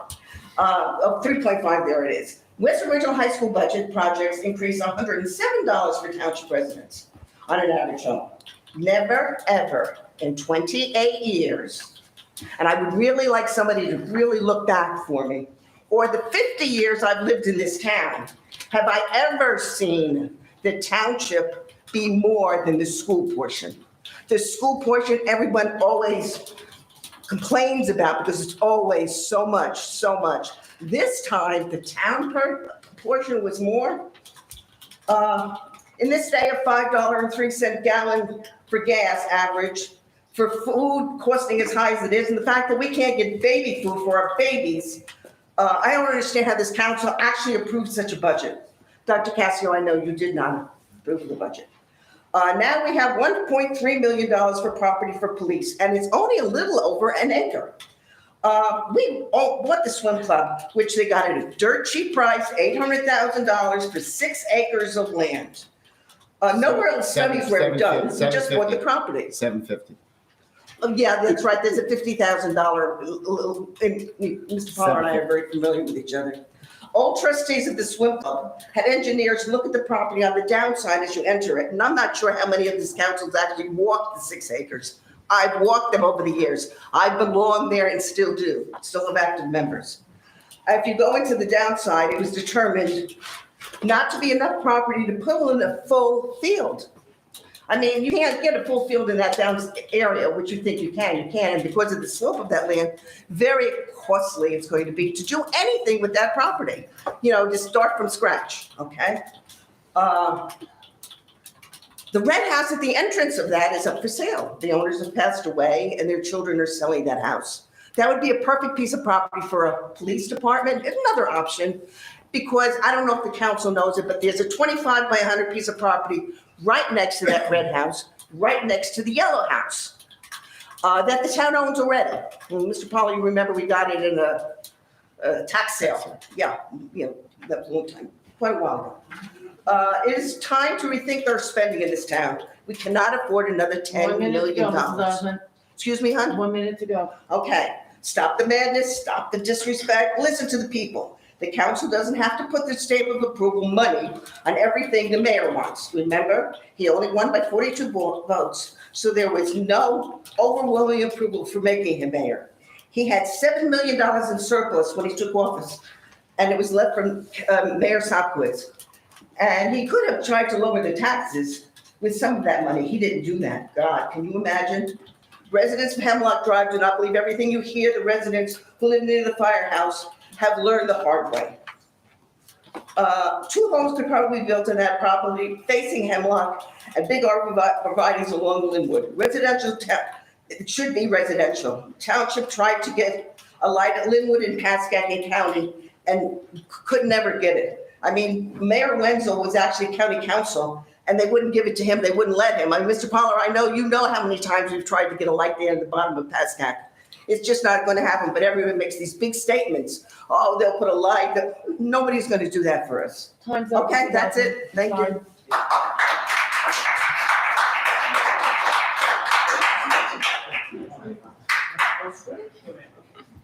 Thank you. So I have walked the property. I just want to say that. I'm not sure of anyone else, but I have walked the property. That is why also I asked about the DPW or who's going to clean there. So, and I also have that as part of my comment later on when we talk about it, about the swim club property. So anyone have answers to Mrs. Osmond's questions? I didn't hear any questions, but I have a statement. Any comments toward it? Yes. Thank you. Yeah, I can agree. The 28 years you worked here, not a capital improvement was done in this town. Therefore, I listened to you respectfully. I listened to you respectfully. Yes. I didn't interrupt you. Right. Thank you very much. 28 years, and plus, nothing happened. Now things are happening. Things cost money to happen. They were approved by different councils since I became mayor. It is my job to spend the money that the councils authorize, which I have done. I do not approve the spending. I spend the money that is authorized. And so to throw out these things that I'm spending money crazily, this has been approved by multiple councils who agreed that our emergency services needed a new building, that 2 new fire trucks were needed. And it is my job, once the money is authorized to be spent, to carry those things out. That's what I've done. Thank you. I will definitely say in the 16 years that I've been here, since you did take office, we have seen the town improve. I know that doesn't necessarily, we want both. We want lower taxes and we want to live in the best town. We were definitely, our infrastructure was failing. We didn't have what we have now. We definitely did not have the robust town day that we've seen over the last several years. For anybody who may be new to town over the last 6 years, 6 or 7 years that 5 years, I'm not sure. But all I know is that it's definitely a different town today than when I moved in, and it's progressing. So I will say that it's definitely a better town. I appreciate the fact that the taxes are increasing. I do appreciate your concern with that. Those are my concerns as well. Unfortunately, we didn't do a lot of improvements for a very long time. So, anyone else have any comments for Mrs. Osmond? I just have a question regarding the dialogue. So as long as I've been aware, it's been like this. So when did this change? When did it become not a dialogue and just? Okay, I can answer that. Well, and why? Well, okay. So it has changed again. Each president has a right to kind of run the meeting how they feel it's best run.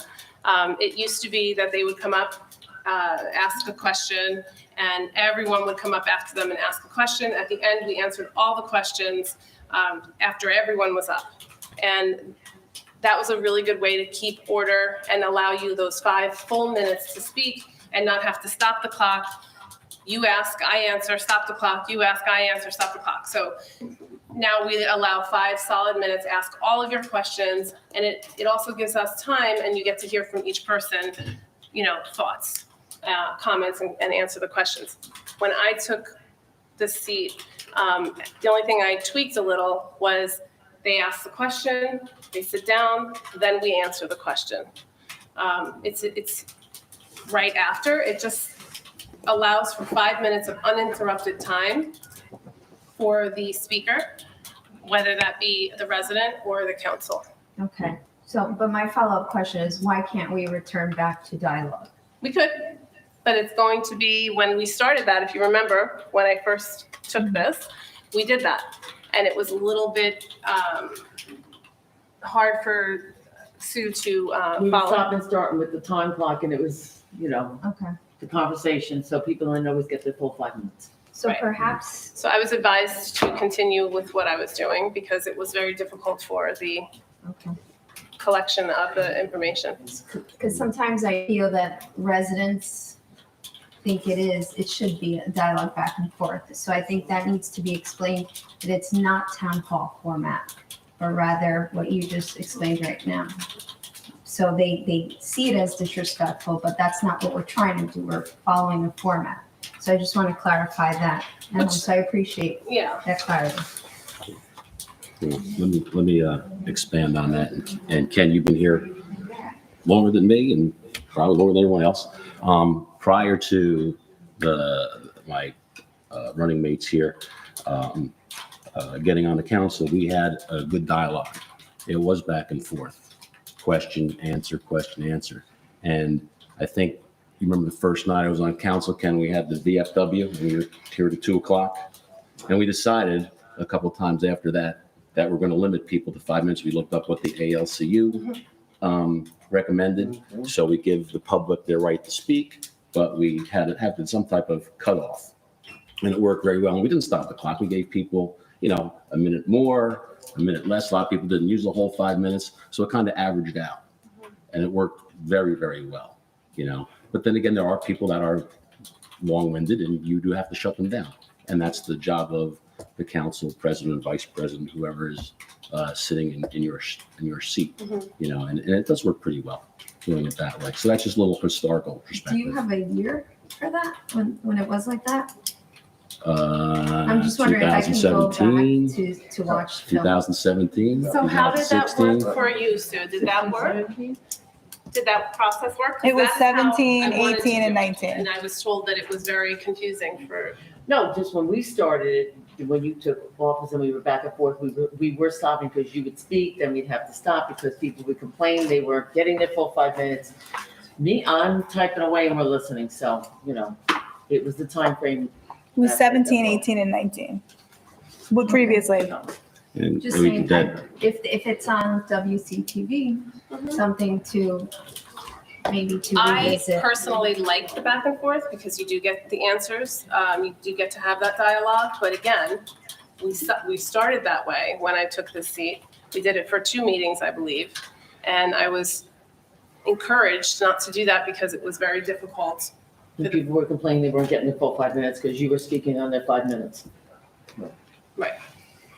So, That's why that doesn't work. I hope that convoluted It's hard. answer You know, I'm not going to make everyone happy. I had to come to realize that. I'm going to try my best, but unfortunately. Is there anyone else who would like to come up? Well, I think I just have a comment. You know, unfortunately, we've had a long period of time where there were no upgrades to the majority of the infrastructure in the town. Police, DPW, town hall, yes, was upgraded. If anybody's ever toured the police station, they do need more space. They are cramped in there. So just so you're aware, I've toured. I believe President Morgan has toured. I believe Councilwoman Buzz has toured. I'm sure Councilman Sears has been there, has toured the facility. And, you know, and the DPW needs definitely a better space to operate and provide more service to the resident. It's sad that we haven't done anything to keep the town moving forward over the years, to keep the tax impact to the residents down, you know, make gradual improvements over time like other towns have. You know, that's why we did end up with a tremendous surplus, which is actually not the position we're supposed to be in. Just because there was a $7 million surplus does not mean that we're supposed to operate that way financially as a town. And anybody can call DLGS and, inquire about that too. So there is a percentage we're supposed to have in surplus, and it's not $7 million. Okay, come on up. Good evening, folks. Hope everybody had a nice Memorial Day weekend. Just your name and address. Alexander Axonov, 776 Highland Avenue, Paramus, New Jersey. So we've heard from a few people here over the last few meetings. I've been here listening to everyone, and I took a couple notes, and I think this might be the last time I offer my opinion. So I think a couple things really shed some light on some matters that really are concerning to everyone here, those who live next to that property over at Charlie Brown's. One of which you folks brought up, which is generational use, right? So that property, whatever it may be, whether it's a police station, a DPW or whatnot, will have some sort of generational use, but so will the homes that surround that property. That will have generational use as well, right? So I think that's something to consider. But I think one consideration that comes out of that is the folks that live in this area, who purchased homes in this area, they knew that they were living next to a DPW and a police station. So those folks didn't really anticipate their property values decreasing, increasing, or anything having to do with a new DPW or a police station or a school or anything else. So I think the anticipation coming into purchasing those properties never had to do anything with devaluation or impacts, remuneration conversations, or anything having to do with property issues and the value of folks' homes, which is what you have here. Folks purchasing homes next to Charlie Brown's, not next to DPW or a police station, who will be impacted by one of those two decisions. So that leads me to kind of expand the conversation a little bit beyond one of those two decisions, because one of those two decisions actually, it seems like we have a myriad of decisions, and I didn't even realize until Councilman Cascio actually brought something up earlier in this meeting, that the Montessori school. I didn't know that was back on the table. Did anyone else know that was part of the conversation again? Well, I guess here we are, and it became part of the conversation today. That's the best option. That's the option that I thought that this whole situation was going to start with and end with in the beginning when It's not back on the table, but let's keep it moving. when they wanted to come in and acquire the property. So, they should have been allowed to do, the business that they were looking to do in this town. So from that perspective, I think that, other council people have stressed their opinions here too, including you, Ms. Morgan, which is not being even in favor of purchasing this property, from what I recall, because this property, there's other opportunities, and this property, you could end up doing something else somewhere else for a DPW, because you have a myriad of options for a DPW or a police station. So people here in the past have voiced that opinion, including Mr. Cascio and some other folks.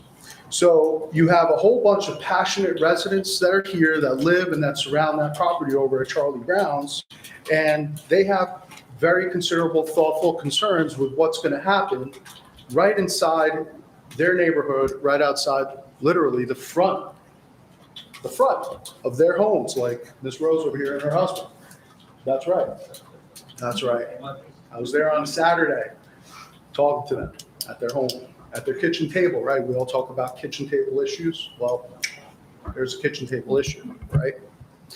So I think that's something that this council needs to consider, which some of you do, but unfortunately some of you don't, is what you would actually want to happen for yourself in your own backyard, in front of your home. So when you're making decisions and considerations for the folks that are here, right, you should think about what kind of considerations and decisions you would want these folks to make for you.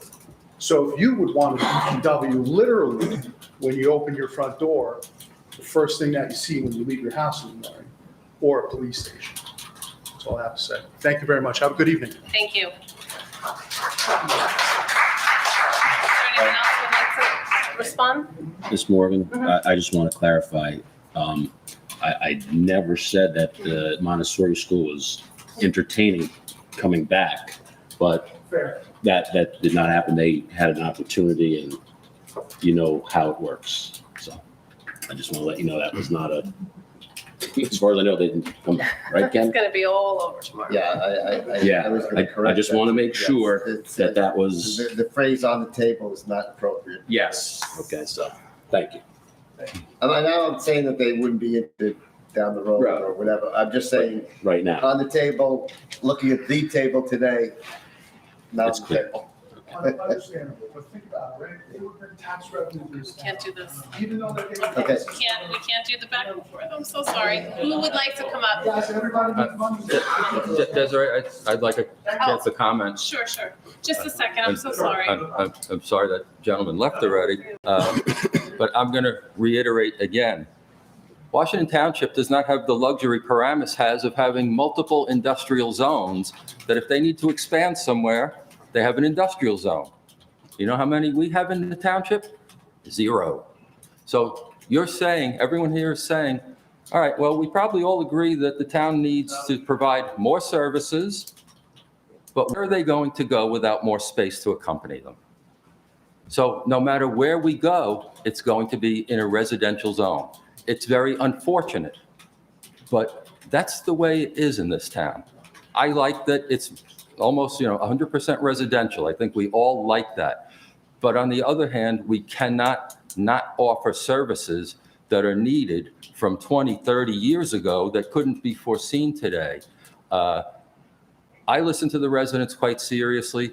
That's when I decided to move ahead with the police station. I thought it would be a much better use. Is it perfect? Obviously not.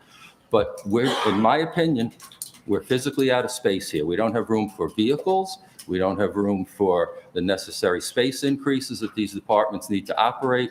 And so, the people to Paramus, again, you have the luxury of having many industrial zones in your town. We do not. So, thank you. Thank you. Also, that gentleman said there's a myriad of locations for us to, I'm sorry, I'm just not finished. I know, but he can come stand up. He sat up and stood down. You can continue. He can come up. So he said we have a myriad. I'd like to know what the myriad is. Again, we don't have many locations in town. We have 1 or 2 options at this point to do something. We're not a myriad. So I just want to, I'm sure everybody who is a township resident does understand that also. Okay, Matthew DeShora, 62 Edgewood Drive in Township.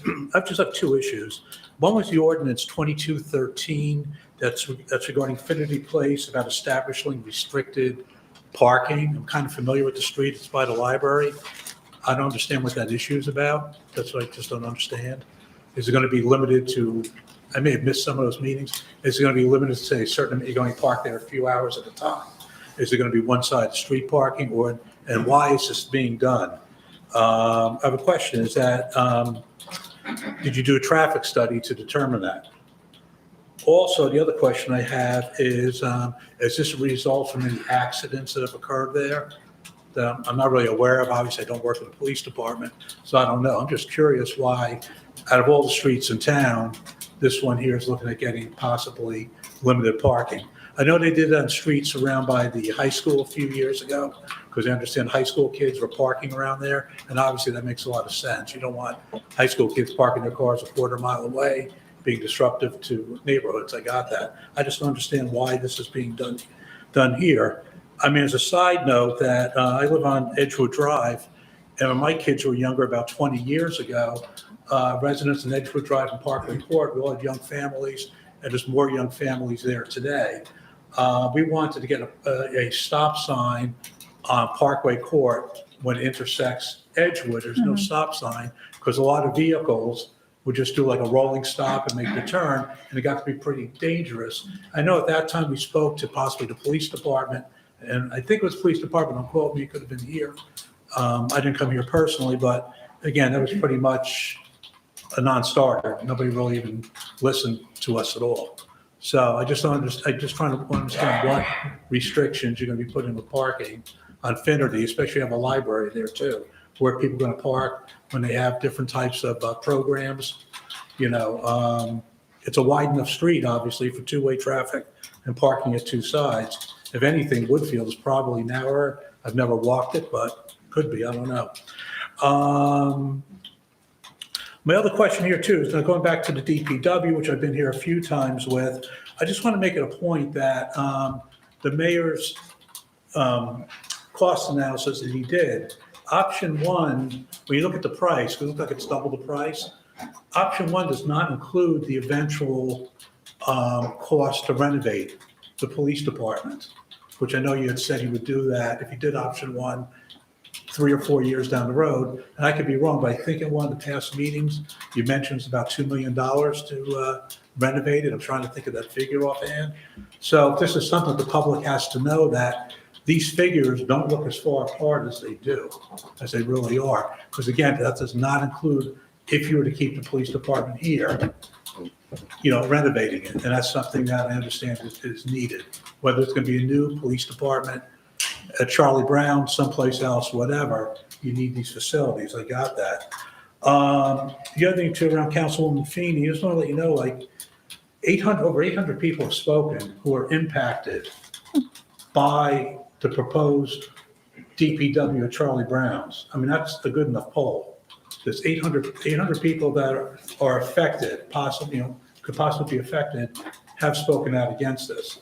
It's over 40 homes on the several streets there. And like anything else, you're going to get people who don't live near either the current DPW or the proposed DPW. They're not going to really care where it is. They're going to look at the cost there and vote one way.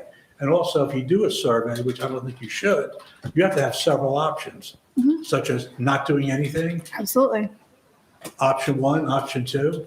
Honestly, I don't know if they're going to make the right decision on this. I mean, having a DPW at Charlie Brown's, I mean, it's not really aesthetically pleasing. So that's all I had to say. Thank you. Thank you.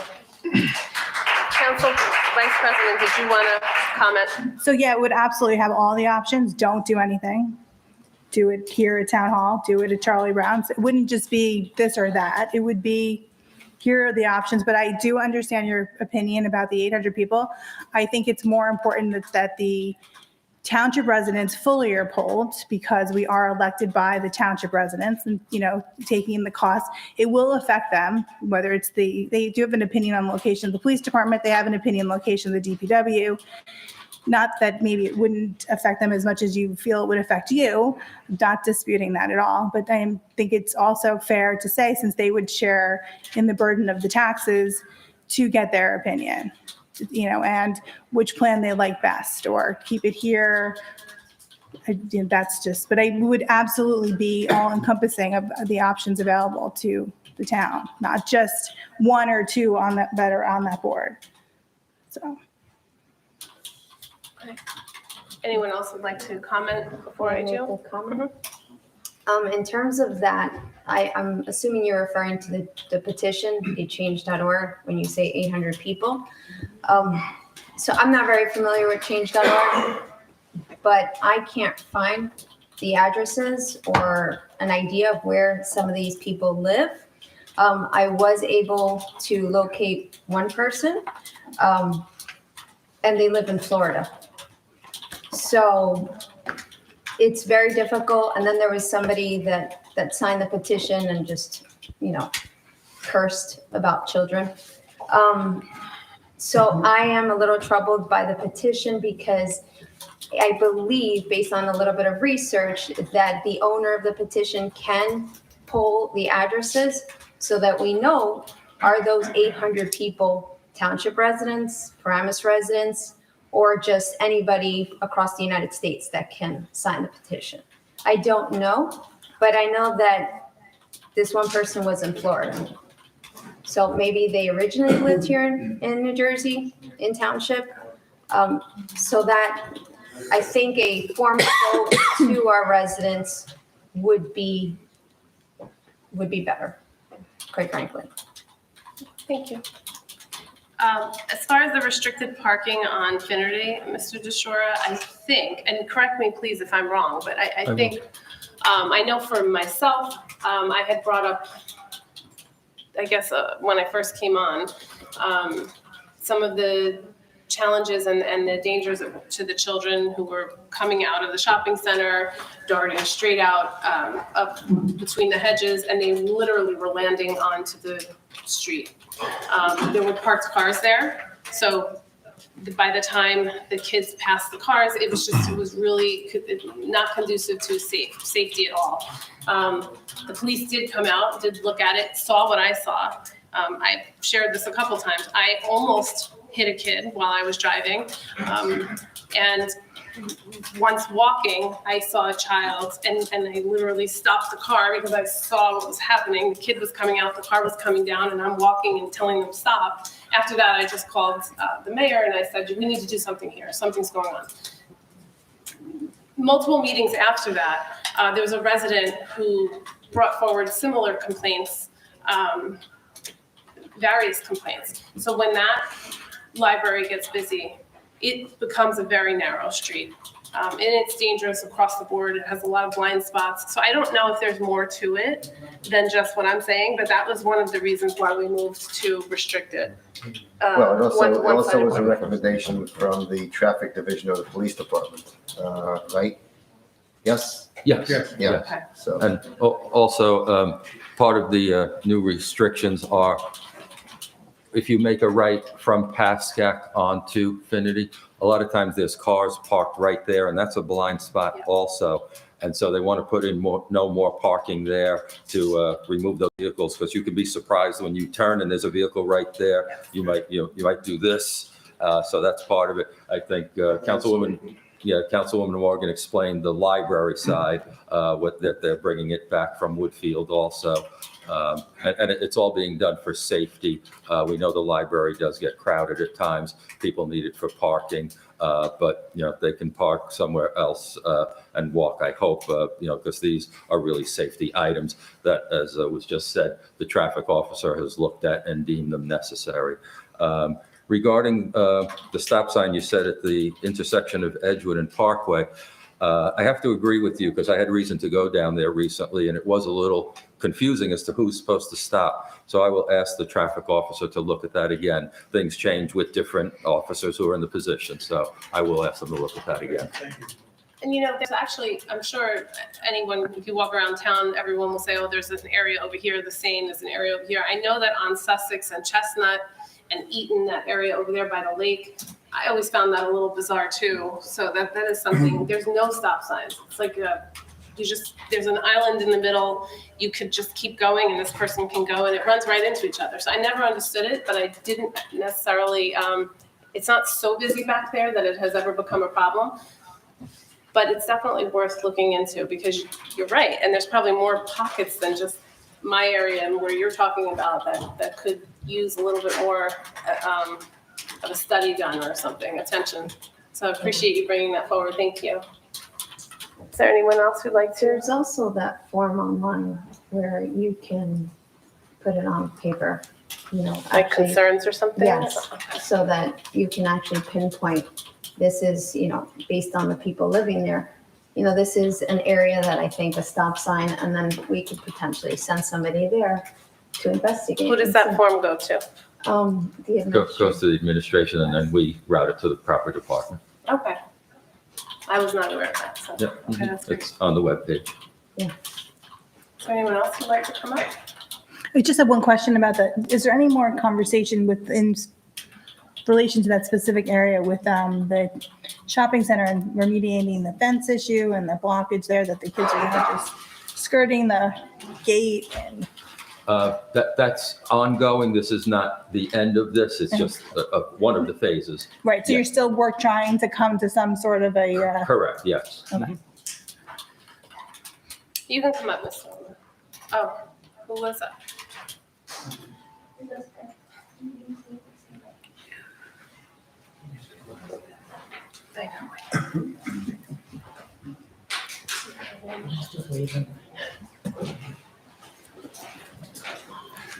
Good evening. Michael Ullman, 2 Clark Avenue, here in the township. Just had a few questions about the resolutions for the general bond aggregation, the 12.7 or 12.8 million. Specifically, Ordinance 1704 had a $939,000 allocation for the existing firehouse to add an additional bay as well as exhaust. Now, I know we didn't add an additional bay because we're building a new firehouse, and I don't believe we put an exhaust in the former firehouse, although I could be wrong on that. So what are we bonding that? What are we rebonding that for? And where is that money now?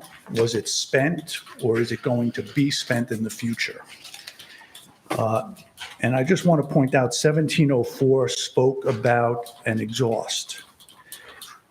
2109 has $439,000, a portion of it, of the 1.8 million, also has firehouse improvements that include an exhaust system.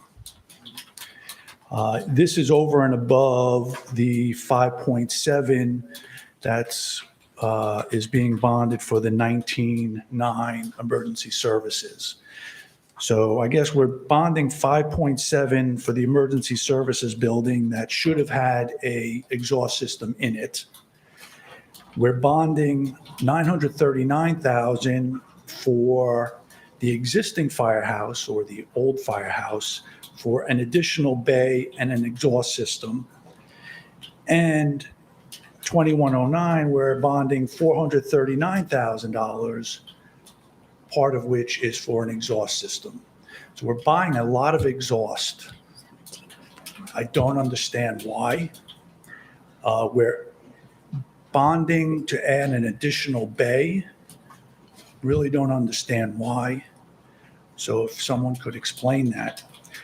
Also, 2201 is the bond ordinance for the swim club in the amount of $761,000. And my question is, how come we're only bonding $298,000? If we plan to move forward with it, are we expecting, what do they call it, grants? And have those grants been received, and therefore we're not permanently bonding? But, you know, if we're going to buy it, why aren't we bonding it now? And what are we deferring the $463,000 for? Mr. Ullman, what was the number of the second ordinance? I didn't write fast enough. After the 1704, sorry. So 1704 Thank you. is 939. 2109 has a component of $439,000. Okay. That speaks to an exhaust system. And then obviously we have the emergency services building that when the council, it was presented to the council that approved this ordinance, included an exhaust system. So that was subsequently removed, I guess, based on discussions or questions, but you know, we're at least paying for it twice. So thank you very much. Thank you. So would you like to answer some of his questions, Mr. Tobo, Mr. Mayor? I would, yes. Ordinance 1704 regarding the firehouse, there was an authorization made by the council in 2018 to allow some of that money to be utilized to hire an architect to start doing the firehouse project. But you're correct, the balance still remains there with no permission from council to spend on anything else. The exhaust system was funded in 2109 and was paid for in the 2109 grant. The amount reflected for 2201, the purchase of the swim club property, the amount that we are anticipating to bond there is what we believe will be left if we're awarded the county open space funding. So that is subject to change based on whether we win that award or not. When are we anticipating, is there a date that we should hear eventually? Well, the submission is tomorrow. Okay. And the anticipated date is October, could be sooner, there's fewer applications. Mr. Ullman, can you repeat for me the 939,000 that you said you didn't get permission to use somewhere else? Say that one more time, please. No, we're given, that original money was for a renovation of the firehouse. Okay, At the time, it was determined not to renovate, but to build a new one. okay. So a portion of that was approved by the council to be spent to hire an architect to begin designing. Do we know how much that was? I think there were $500,000 worth, $4,500,000 worth. For the architect? Okay. And I think I remember correctly, where that whole ordinance was repurposed to go from renovation to new construction by the council at the time, when it was determined that we were no longer going to renovate. I recall that the council did take action, and I think they did the whole amount to say, all right, now that it's decided we're not going to renovate, we could put this toward the new construction. Could you forward those, where the changes were, those numbers, like those The bond ordinance, ordinance? yeah, it was if you done don't in an mind. ordinance. Would you mind forwarding that, just, Not at all. because the names are there, yes, but I'm sure it's ambiguous, so. Because it's actually, that's just different than what Mr. Toa just said. You said that you did not get approval from the council to use it anywhere differently, so you're remembering it differently. Well, I'm not remembering it differently. Maybe one of the leftover ordinances that was combined and repurposed. But I'm saying for the original purpose of the firehouse, we weren't given permission to go beyond the architect in that line. Oh, okay. That Should repeat it ordinance. because I didn't understand that. Okay. Okay. I remember we had another bond ordinance for the scope and design for architectural plans. So I'll find out where that one is, because I know there's a separate one for that. I think that's 1913. I don't know, I gotta look. Okay. And then what other, so you answered that one. And then with these exhausts in each of these, what is that? Can you answer that? Can you speak to that? 1704 has exhaust in there, that we purchased exhaust for that money. Well, again, We're 1704, we're not given authorization to do anything else with it. I'm sorry, but 2109. Yeah, so 2109, which obviously we did last year, it was part of the capital proposal by the fire department to include the exhaust system. It was never included in the original building spec because it was something that the GC couldn't do anyway. So why pay the GC for something that he's only going to do a markup on? So we went right to the manufacturer and had them do it. So that was 439,000 Correct. on top of the 5.7 million? I don't think it was 539,000. That's an all-purpose. 439,000. It's an all-purpose ordinance. There's many things in there. Okay. I guess it's classified, it has exhaust on it, so. And then the EMS building, supposed to have had, if I'm hearing him correctly, the EMS building was supposed to include the exhaust system that we paid for here. Is that right? No, that's not accurate. It was never included by the architect or the fire department for the reason I just outlined. It was something we had to direct to the manufacturer to have done, so we didn't want that included in the GC's overall price. Do we have that in like the proposal and everything, what was included? Can we? For the exhaust? For the building to see that the exhaust was not included in that. That was part of. Okay. Anyone else have any questions on these? No. Okay. Okay. And then I believe that was it. I think they were all answered. Is there anyone else who'd like to come up? Can you come up?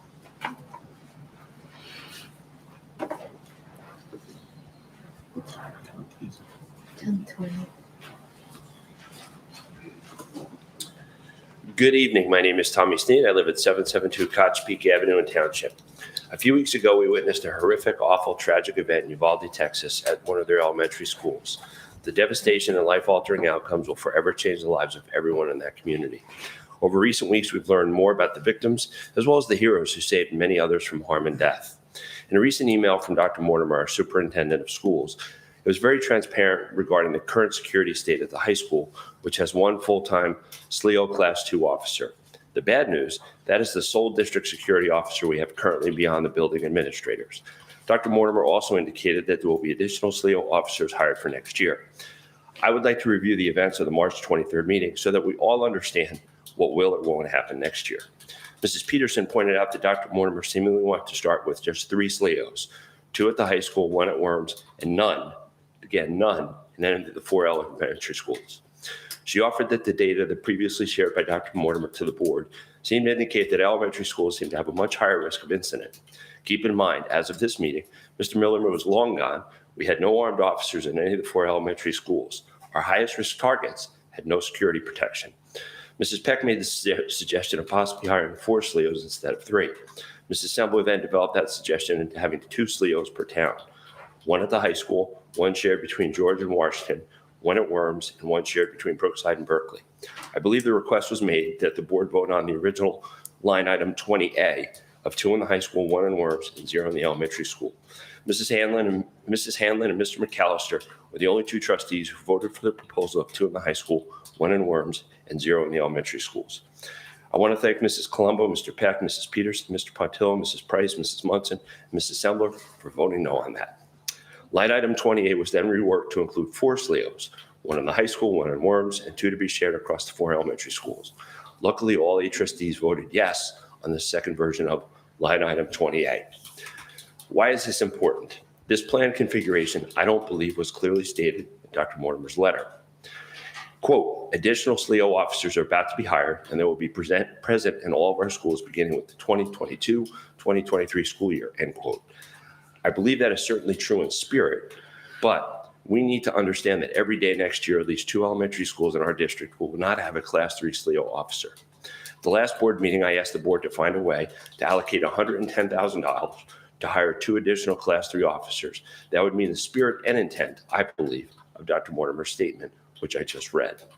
My question for the community is, if we can spend over $1 million to replace a football field most of us may never use, spend $100,000 on a new bus, why can't we find $110,000 to protect all of our K-5 learners every day in every elementary school? Is our community, this council and mayor, comfortable that our highest risk targets, the elementary school students, will only have 50% protection from Class 3 SLEOs? Switching gears, this weekend, Mrs. Velez stole my thunder, the Kinderkamak Grade 5-6 Softball League Championship will be between 2 township teams. And there's a real possibility that the semifinals for the Grade 3-4 Softball League could include 2, possibly 3 of the 4 teams will be from Township. The summer travel softball teams have kicked off their season with the Grade 3-4 A team dominating, let me say that again, dominating their flight last week. The Grade 3-4 B team has their first scrimmage on Saturday. There is no let up in sight for these girls. This year, the softball program will include a new addition to the travel program, 2 Grade 2-3 teams. Girls lacrosse finished last week big and celebrated Lax Fest on Saturday. Why is this important? Let me take you down a path I've taken you down before. We need more fields and we need better fields. Understand, I am not blaming Superintendent Scuderi or his team. They are doing the very, very, very best they can with what they have. The issue is that we are at a tipping point where our players need more and they deserve better. I was chatting with a coach from a neighboring town to our north, and he bluntly shared that he was completely shocked by the conditions of many of the fields or the scarcity of our fields. I'm not suggesting we do anything based on that conversation, but understand it's not the first time that many of us who coach in town have had that experience. Please let's start to have the conversation of what we can do for next year in 2024 in parallel with a robust strategic vision that our players deserve. Let's stop kicking the can, putting lipstick. All of our players hard. All of our players play hard. Let's give them the facilities that they are worthy of their efforts. On a side note, I was told by an official from Fairlawn that they have not raised taxes in 5 years. They use their open space funds to purchase or upgrade their amazing recreational facilities. Apparently, they also have a great grant writer. I'd also like to acknowledge Mrs. Feeney for helping our neighborhood secure a much-needed stop sign. 5 years ago, our neighborhood just had my 2 kids. Now we have 15 kids under the age of 10. On behalf of my entire neighborhood, thank you very much. I'd also like to wish a very happy Father's Day to all the dads in the room. Thank you.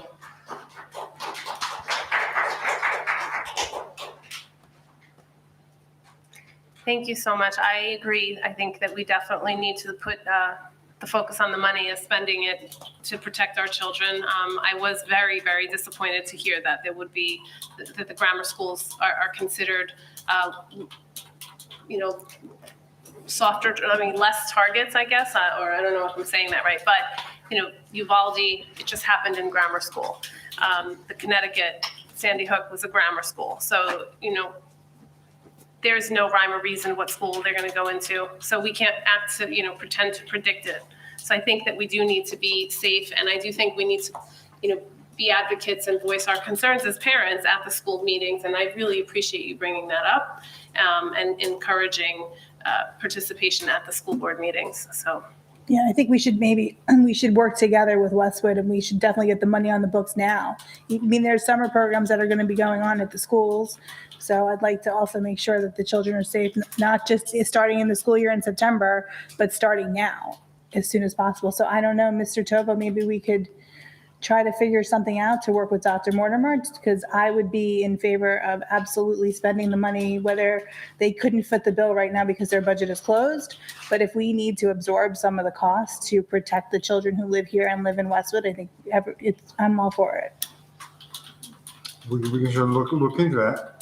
I think we should have a meeting. I think we should get a meeting on the books and brainstorm before we start coming up with solutions right now. But I definitely think it's worth having a very, having the right people at the table for sure from both towns. I like that idea. Well, I think they've actually had several internal meetings, and both police chiefs have submitted plans to have all SLEO 3s in all of the schools. I just think at this time it wasn't approved, so that's my suggestion. So the Chief Pontillo and Chief Skinner plans, I think, should absolutely be executed as soon as possible. Agreed. I agree. Any other comments? Yeah, I'd just like to add, but I was going to add this even before you said that. The chiefs from both towns do work with the proper people at the school almost on a regular basis. And, they make suggestions back and forth. However, I do want it is a school decision, not a town decision. We are there to support whatever the school feels is necessary, but we cannot impose, if we think they should have more SLEOs, it's their decision to make. Yeah, I was just saying I would support the money part of it. If we need to put some of the money. Well, I agree, but just like them, we just closed our budget. I'm not sure where we would find money for additional SLEOs right now. But it's important. Again, it should never be a money discussion. Exactly. It's all of us as parents, though. I mean, I don't think anyone was saying for the council to go, but I think you were just bringing it, Mr. Snee, you were bringing it forward to raise awareness. So I think the parents should, as parents, we can go and should go. It's important. Anyone else? Anyone who'd like to come? Oh, you want to say? No, Sorry. just wanted to comment. As a teacher in a building with over 2,000 students, it definitely makes us feel comfortable having officers in the building. So to leave our young ones, our little ones unprotected, I definitely don't agree with that. As we're coming out of COVID, a lot of mental health going on. So we definitely need to have the protection for our kids. Because unfortunately, there is no safe town when it comes to this current situation. So whatever we have to do as parents, as elected officials, we need to get there and speak for our little ones. I wouldn't be surprised too if there may be grants based on the climate of violence that schools are seeing. If there's not a grant somewhere that they can find or make it work. But it's definitely worth the climate's changed for sure. And in terms of the fields, absolutely. You know, I tend to believe that having these facilities available for our students, our children who are students, one day college bound, these are moments that we create, opportunities we create to train them for scholarships. Schools are becoming very expensive. And if this is the way that some of them can fund their education, then we need to provide them the fields to get the practice in. And I just want to thank all the coaches again. You know, I'm excited for tomorrow's game. So thank you to all the coaches that dedicate their time as volunteers to our children. And also, you know, Paramus has been offering to help us. Maybe they would loan us some field time, since, you know, maybe the residents could speak up on our behalf if that's what we need. Our kids need more field time. Okay, is there anyone else who'd like to come up? Come on up. Rose Candeletti, 46 Hemlock Drive. Well, it's not on my paper. Well, I'm thinking of it. I had requested documents regarding DPW going way back, a year and a half at least. And I was just surprised. I also requested emails from between the council people. I was surprised that in a year and a half, not one council member wrote to each other a question about this project. Just a note that I'm making. And then I also requested documents on other fields and whatever project, other properties that Stacy mentioned years ago or whatever was, and I had gotten documents all the way back to 2018, 2020. And not to start on a negative note, but Feeney, you were the only one that responded to the people that were looking at Sherry Field. And when there was about 5 emails, okay? And you were the only one that responded to them. And the mayor, and you met with them within days of them complaining about having it at the DPW at their field. And you, within days in your email, you told them that you would find another place. Now you want to take time after all of us have been here for weeks and weeks, months, trying to get a resolution to this and find out what's going to happen here. And now you want to do a survey now? That's just my comment, you know. I would like to thank you, Ms. Velez, for attempting to answer a couple of my questions. I really do appreciate that. And I'd like to extend Mr. Pollock a thank you for his courtesy to me for questions I had. And I also want to thank you for tonight for answering a question that I've had since March 16th on whether there was any possibility for you to amend the contract for that end date, just to extend it till we got all the information we needed. And you answered that for me tonight, so thank you for that. And when I said that I disagreed with you about the client thing, I went back and I read the original proposal from Lisco to town that Mr. Togo signed. And it says, the terms and agreements, page 8 of 7, number 1, parties and scopes of service. It says Lisco means the company or its division, subsidiary, subcontractor, or affiliate performing the work. Client represents and warranties that client is the authorized agent of the party for the purpose of ordering and directing the work.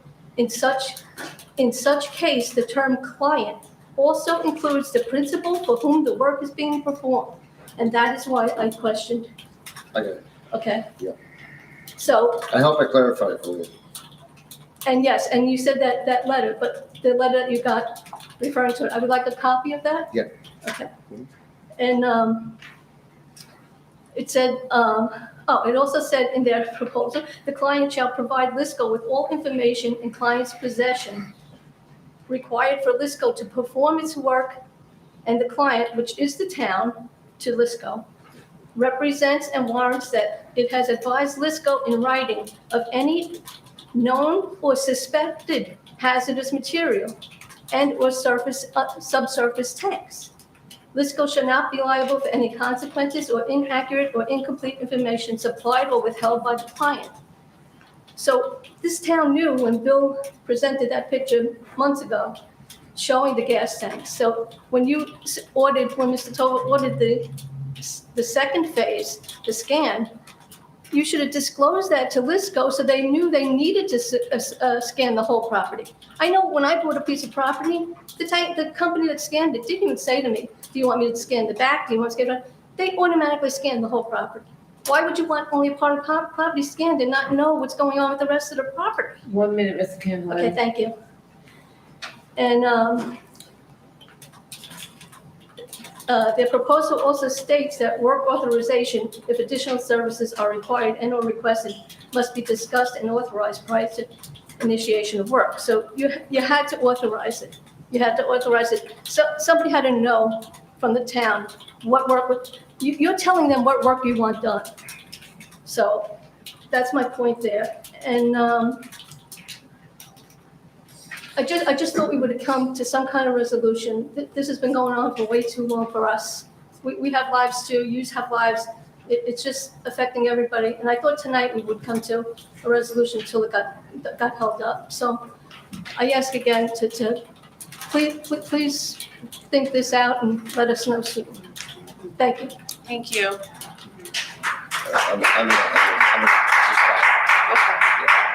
So I'll respond to that, okay? And I appreciate all of your quoting of all those things. But the end of the story, the bottom line, is that the town hired the LSRP to do a full investigation of the property. Now, they have done it before for us. And I've used them before, and they've looked at all the properties, and this is what's done generally. And the client, meaning the town or a commercial purchaser or anybody else, doesn't tell the LSRP, look here, look there, don't look here, don't look there. I realize you're reading from sections, and I can tell you that I can take all of those things and read other sections that, contradict that. And the reason for it is that that's a form disclaimer and disclosure that they put out there, all the terms and conditions. And they're saying they're not responsible for this, they're not responsible for that. But at the end of the day, the letter from the LSRP clearly says that they were the ones that did the delineation, that the client was them vis-a-vis their subcontractor. And, you and I can go through this probably for the next 3 weeks, but not necessary, okay? The bottom line is that when that came, we told them, well, now they may not get it done, but we said, get it done. Do the whole property, it has to be done, and we extended time to protect the town, and that's kind of the bottom line. So I don't want to get caught up in the minutia, but that's kind of where we are. Okay. Anybody else have any comments? I just do. I just want to say, trying to do the best up here that we can. And every meeting I'm told we're not listening to the residents, so I'm finding a way to listen to the residents. So obviously that didn't meet your approval, and I'm sorry. But I did meet with the residents at Cherryfield. I did offer several times to meet with, I met with the gentleman in the back. I forgot your name, I'm sorry. I said, please let me know. I'd be more than happy to come and meet with your group. I never heard back. Several times, more than once, just so you know. I did come down and speak with you, so I'm sorry if you weren't happy about the level of communication. That gentleman with the right there. Yeah. No. Would anybody else like to come up? Yes. Oh, no, the gentleman behind you was coming up, sorry. Just to clarify.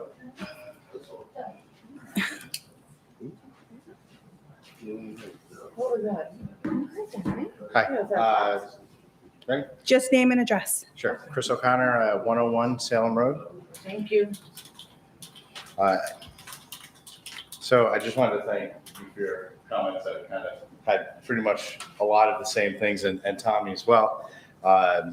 I've lived in town for 6 years. I moved here with my family.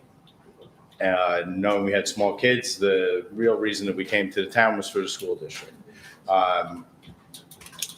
We now have 4 kids, 3 of which are in Washington Elementary, and they have now 7 full days and 3 partial days left.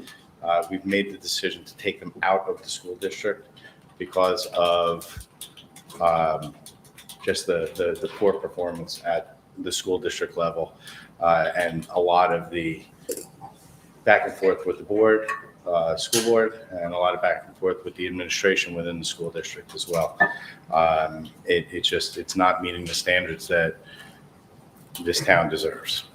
We've gone many rounds with my older son's IEP, and the school district has taken the stance of spending more money on fighting proper IEP than they have spent on actually educating my child. So again, that's one of the reasons we've decided to move on from Washington Township. We've also decided that we're moving, in no small part due to school districts. Unfortunately, we did like this town. We enjoyed the town. And like I said, we had moved here for the school district, and it's unfortunate that we've made this decision that we've kind of uprooted our entire family for the reason of not being able to get what we feel we deserve out of the school district. So again, I would like to encourage the residents to go to the school board and voice their opinions. The school district is underperforming, and the town deserves better. They spend a lot of money on the school district, and they really people need to speak out and get the attention of the board that spend our money better. And as less and less students go to our school district, there'll be less and less funds for them to work with. And I've spoken with several other parents in town who feel the same way. Not always an opportunity for people to send kids to private schools or other institutions, but just the level of education that the kids are getting right now it is subpar for what we signed up for and what we're getting. So please, if you can, go out to a school board meeting. As the schools continue to deteriorate, property values are going to go down. Currently, Washington Elementary is the lowest rated elementary school in the district, and it's again very unfortunate that we've made the decision to do this, in no small part due to what's going on with the schools. And I do feel that. No, Sue, you're gonna have to speak up. You're lowering your voice. Oh, I'm going sorry. along here. Sorry. I do feel that safety within the schools is very important as well. So what Mr. Snee was saying is very critical that you guys really get on that, and one way or another come to some sort of agreement or something along the lines to keep the kids safe in the schools as well. Thank you. Thank you.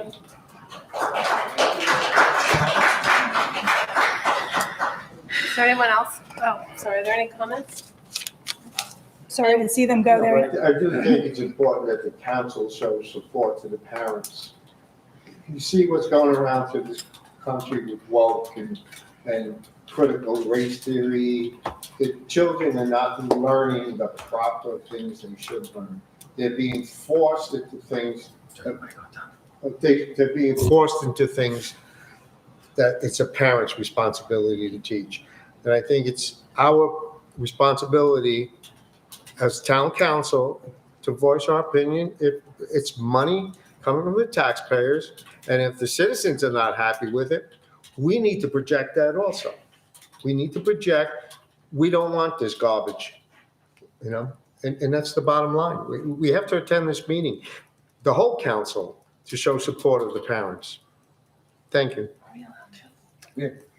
Then of course we should. When is the next I meeting? was under the impression that we weren't allowed to. Well, The 16th. That's okay. Show as a body and start doing policy. You know, individually as people. You're a parent parent. or a resident, Taxpayer, resident period. Or just identify yourself. Well, you can identify yourself as council. You can, and you should. Why? So they know Just your 'cause position you in don't- town. You're not hiding it. Yeah. Oh, wait, Every I thought you said, time, I thought you said shouldn't. no, every Oh, time, no. every time Desiree, I've gone, I let them know my position. I don't use it for anything, but just to let them know, because someone will say, hey, what are you hiding? 'Cause Right. you want full disclosure. Right, okay, I thought you said you shouldn't, No, that's why I you said should, but why. you come, you say, I'm here, I am, but I'm representing myself as a That's what's Parent. important, is that you Okay. represent yourself. yourself, not Okay, anyone so else. I was under the impression that so there was something stopping us from being able to No. do that. No. So I will be coming as both a parent and a council person on the And 16th. what's the date again? The 16th. The 16th. 7:30? Can you share that with us? Is it 7 or 7:30? I always get mixed up because we start at Uh-oh. 7:30. Well, she's prepared. Thank you so much.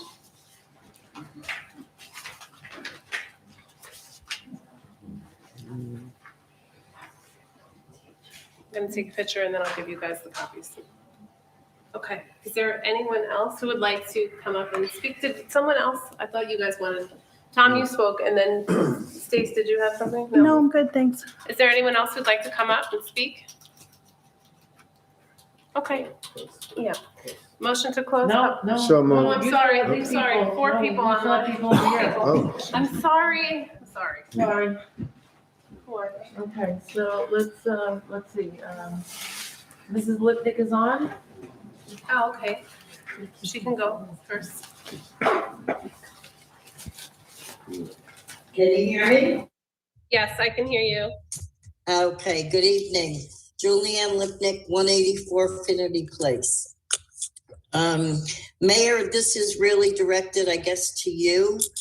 I'm looking at your presentation and you note the $1 million from the sale of the former middle school. I've been a resident here for nearly 40 years. I was here when that building was in fact sold. It's been a thorn in my side because every past administration refused to answer anything about that money. I'm glad to see that it shows up on your chart as $1 million because I do know that that's what we received. But my question is, that's about 35 years ago. Was there no interest ever received on that money? Where has it been sitting that it has not accrued any interest? Because interest on $1 million over 35 years would be a nice piece of change. On that note, that's all I have to say, and I hope you can answer my question. Thank you. Hey, Desiree? Yes. Yeah, thank you for bringing that up, Mrs. Lipnick. All the numbers here are approximate numbers, so there may well be interest. I just put the million in here, as an approximate number that, we would have $1 million to defer the cost. But I did not factor in interest to what I have in the presentation. Desiree?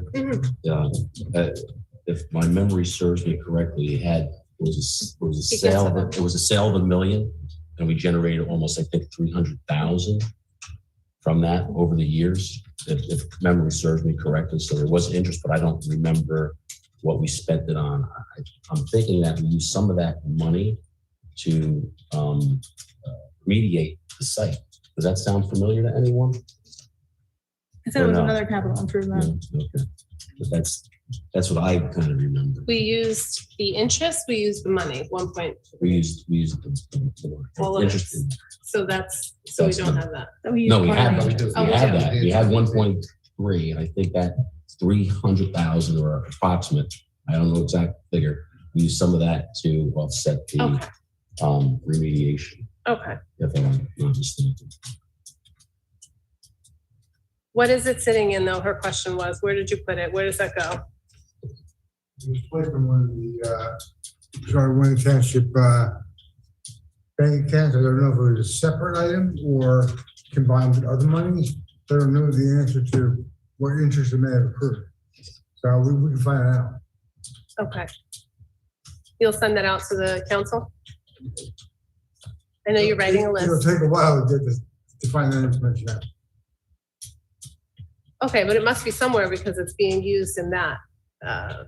Yeah, I know where the money is. I'm saying identifying how much is accrued and used and what's the balance left. And what account it was in. You said you weren't sure what account it was in, so. Okay, thank you. Is there anyone else who'd like to come up? Oh, sorry, that's right. Anyone else who wants to come on? It's getting late. It is, and it's not closed. Yes. Andrea DeShora, 552 Hickory Street, Township of Washington. I had asked a question or had made a comment back a number of meetings ago regarding if the DPW was to go at 95 Linwood Avenue, and it's difficult, almost impossible to make a left turn out of there, that if they go right, instead of going down Parkway Court, they were to continue down further and make the left and that little jug handle, a little bit of Route 17 and up and over onto, I think is it Van Emberg there or East Glen, one of those streets. And, someone made a comment, well, it's hard to make a left down there. So in my travels, I did look again at the spot where you'd make the left, go on that little turn onto 17 and then up and over rather than going through those really residential streets of Parkway Court and Edgewood Drive. There's a big difference between trying to make a left out onto Linwood versus making the left way down at the bottom there, just as you're getting onto 17. It's much easier to make that left at the bottom of Linwood. And so I wondered whether anybody's driven that, looked at it, and considered having, if you did put the DPW there, having the trucks do that route instead of going through Parkway Court and up and over several other turns to get then where they're going anyway, the same road up there. So that's number one. And I think, is it East Glen they're coming on? I'm trying to remember. So that was the first one. Regarding, and I would hopefully, you'd be able to take a look at that and determine that, that certainly would be less invasive to those quiet streets off of Parkway Court there. And secondly, regarding the schools, a comment on after Holly Shapisi had come to the meeting, and I was very happy to see her at our town meeting. I did write to the school board members, since I do oppose that new health curriculum, and kind of got a lengthy reply, something about it would be a conservative approach. And I've looked through some of that curriculum and what's been posted, and I don't see any place to be conservative. So those of you that go to that board meeting, I don't see any way around it. Either you're doing it or you're not. I don't know what a conservative approach meant. I haven't had an opportunity to follow up on it. But I think that's important. And secondly, again, I think parents and everybody needs to come out and really, take to task that new health curriculum. And secondly, I would really suggest that people contact their legislators in Trenton, as many as you can, and let them know you're not happy with that. Because these programs are being put in by the members of the state. There's a state board of education, and they're adopting all of this at a very high state level. So I think it's got to be fought really in two places. If you don't want the CRT, the critical race theory, I think it's, again, the local level certainly, but also at the state level, because it's coming down from the top down to us. So that would be my recommendation there. But my initial concern is on that traffic pattern. If anybody had any comments on that, I would appreciate it. Thank you. Thank you. Any comments on the traffic pattern? Yes, please. Okay, go ahead. As I've stated in the past, perhaps you were not tuned into those meetings. The DPW will not be cutting through Parkway Court or any side streets. That's assuming the DPW goes at this property, which I believe is a big if. But let me say, if that were to happen, it will be policy that they will not. I wish I could eliminate every hard left turn that I make when I'm out in traffic. Sometimes you just, but let me say, we would evaluate things as it went on. I could see, because I do it sometimes.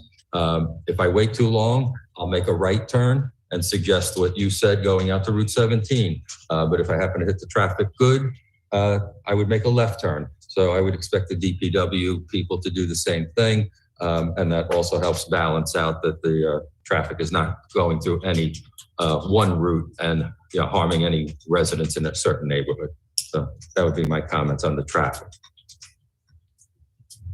Okay. Anyone else? Is there another person?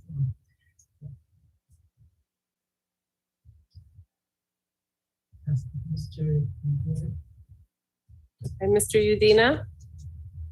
Hi, can you hear me? Yes. Hi, thank you. Anthony Udina, 876 Ridgewood Boulevard East. I'll make this quick. I just want to know if there was any update on 450 Pascal. Thank you. Thank you. Any update on 450 Pascal? There's not. There is no update. Okay. Next person? Okay. There's no one else. No. Okay, anyone else would like to come up? Okay, motion to close public comment? Second. All in favor? Aye.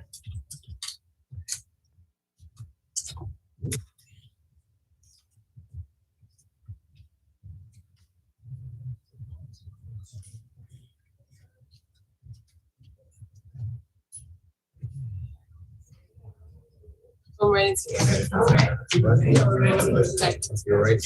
Yep, ordinances, adoption, second reading, ordinance number 2.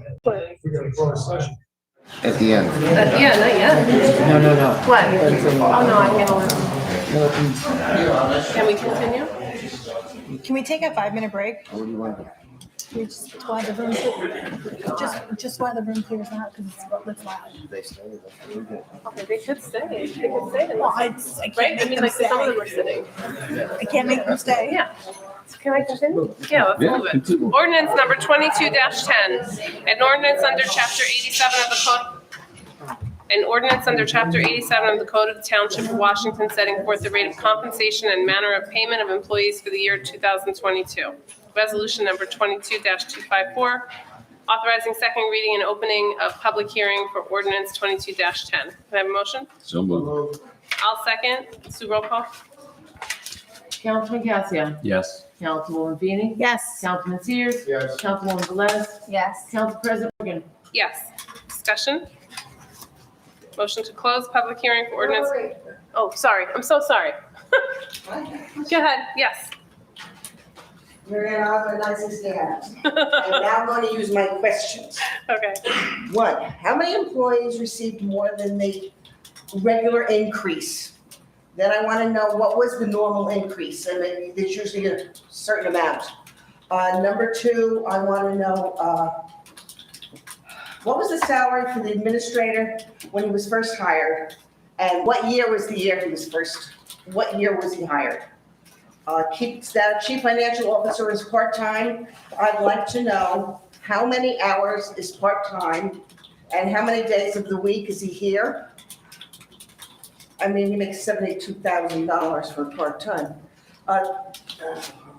Okay, the Director of Public Affairs, I'd like to know who the director is, and how come we have event coordinators? How many event coordinators and why do we need them? everybody's doing such a wonderful job, I wouldn't think you'd need extra people. I would like to know the directors are making $1,800. I'd like to know, what do the directors do? Back in the old days, the directors once a month had a meeting and they talked to the mayor about what was going on with their departments.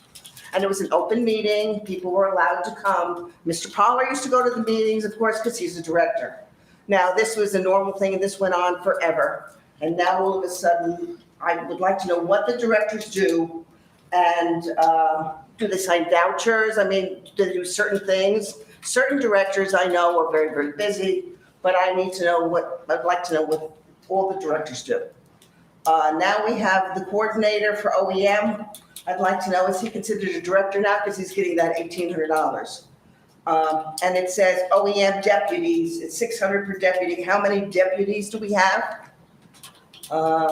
No, we go down here to, it says Department of Public Works Secretary part-time. And I know Bernadette is supposedly, she shouldn't say her name, but Bernadette is doing that, I can say.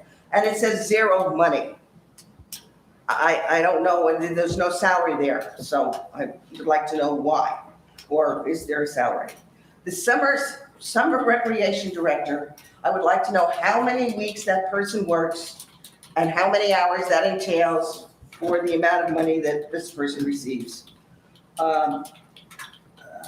And same question for the assistant director for the summer recreation, I would like to know. Then there's something that I'm going to apply for. It says lifeguard, if required, $123 per hour. I'm presuming that's a mistake. I'm hoping that's a mistake, because if it isn't a mistake, as I say, I'm applying immediately. I have a granddaughter. She's a sophomore at the high school. She's the lifeguard. Actually has experience. Now we have here municipal court administrator. I think I heard that we are using her with either Saddle River or Upper Saddle River. I'm not quite sure which town. But it doesn't say whether this amount of money is both towns paying her this, or our town's paying her this much and the other town is paying her the same amount, because that's $35,000. Okay, those are my questions. You win for the most questions asked in the shortest amount of time. That's right. Good for you. You got Because, this down. and I'll be honest with you, I had listened to every meeting that you had when it came to your budget. And A lot of those questions were answered in budget. well, that's what I'm asking, because it doesn't seem to be. I mean, they may have been answered, but now I would like an answer for them, because I as I say, when it comes down to $123 an hour. Yeah, that's a typo. That's a typo, Mrs. Osmond. I presumed it It was, is. so I It would is. never, I really should have said something to you quietly. No. But, oh, yes, I should have. I should have, out of courtesy. But at this point, And I don't this is know why not happening. I'm here, so thank you for bringing it up. No, I should have done it quietly, which, yeah, oh, no, I should have. It's okay. So like moving, like Council Vice President Feeney said, we did discuss all the questions that you have, how we came to the consensus whether to approve or not to approve, but we will definitely get you those questions. Obviously, I don't think you want Sure. all of them right now. Not a problem. Okay. I'm All right. waiting So do you for it. have every one of those questions? If not, I I'll think so. watch the YouTube. I think so. Okay. I think Now so. we're gonna see how good you really are. I know, the pressure's on. There Well, we now she's go. gonna have to listen to the meeting, and it's gonna take hours, and I feel bad. She's great. We'll She's get through it. great. Don't worry That's about it. We'll okay. get through it, but thank you. That's all right. Thank you so much. All right, so are there any discussion on this? No, I would just like to know if the administration is going to respond now, or to some of the questions at least, or they want time to respond. I think We can't write fast enough Yeah. Right. to answer any of them, so when the Oh, clerk sorry, listens yeah. to them, if you want to shift any to us, please do so, but Okay. I couldn't keep up. So I'm going to ask Sue that you, I can send it out tomorrow if you'd like. And that would be great. yeah. And then can you receive it in an email? Is okay, point by point for your, okay, perfect. If Then you the want- next meeting, I'll go with the residents. Okay, that's fine. I appreciate that. If you want to send it to Mr. Tovo, Mm-hmm. and then, Mrs. Osmond, she Yeah. responds. and yeah, please, and can you Sure. share it with us? Yep. All right, thank you. Okay. Thank you. Okay. Okay. Motion to close public hearing for ordinance 22-10. So moved. I'll second. Sue, roll call. Councilman Casio, Yes. Councilwoman Feeney, Yes. Councilman Sears, just left the room. Councilwoman Velez, Yes. Council President Morgan. Yes. Motion to adopt ordinance number 22-10 at second reading by title. May I have a motion? So moved. I'll second. Sue, roll call. Councilman Casio, No. Councilwoman Feeney, What a shock. Yes. Can you figure it out? Can you fathom that? Councilman Sears. Not a. I thought you said he's on the land. No, he's on the land. Oh, my gosh. Councilman Sears, Yes or no? This is adopt. are you Yeah. adopting, yes or no for salary ordinance? Thank you very much. Councilwoman Velez, Yes. Council President Morgan. Yes. Thank you. 4 yes. Okay, introduction, first reading. Did you want to say something? No. Okay. Introduction, first reading, ordinance number 22-12, an ordinance amending the use regulations in the Class C district and modifying the procedure for certificates of continued occupancy on the change of occupancies in the Washington Township Center. Motion to introduce and pass ordinance number 22-12 at first reading by title. So moved. I'll second. Okay, before you have roll call. Okay. So I just wanted to remind you that this was the ordinance, these were the ordinance changes that were required in that lawsuit involving the Washington Town Center. We went over this over an extensive period of time. There was a consent order that's had been prepared, been signed off on by the insurance council as well as the plaintiff. It's all the items that have been talked about many, many times. And so this would be an approval of that consent order as well as implementing it by starting the process of introducing the ordinance and passing the ordinance. I just wanted to get that on the record. So when you vote to introduce and pass it first reading by title, you will be endorsing this resolution of the lawsuit as well as the implementation of part of the syllable terms. Perfect. Okay. Okay. Sorry. Sue, roll call. He talks faster than, he speaks faster than Mrs. Osborne. So keep up with him. Councilman Casio, Yes. Councilwoman Feeney, Yes. Councilman Sears, Yes. Councilwoman Velez, Yes. Council President Morgan. Yes. Resolution number 22-255, authorizing publication of ordinance number 22-12 and scheduled public hearing. I'll motion. Can I have a second? Second. Okay, Sue, roll call. Councilman Casio. Yes. Councilwoman Feeney, Yes. Councilman Sears, Yes. Councilwoman Velez, Yes. Council President Morgan. Yes. Ordinance number 22-13, an ordinance establishing parking restrictions on portions of Finnerty Place. Motion to introduce and pass ordinance number 22-13 at first reading by title. So moved. Second. Sue, roll call. Councilman Casio. Yes. Councilwoman Feeney, Yes. Councilman Sears, Yes. Councilwoman Velez, Yes. Council President Morgan. Yes. Resolution number 22-256, authorizing publication of ordinance number 22-13 and scheduled public hearing. So moved. Second. Sue, roll call. Councilman Casio. Yes. Councilwoman Feeney, Yes. Councilman Sears, Yes. Councilwoman Velez, Yes. Council President Morgan. Yes. Okay, individual resolution. Resolution number 22-265, authorize Lisco LSRP for continued professional services. We're gonna hold. Oh, this hold is that, one, hold that, okay. Hold that. Oh, yeah.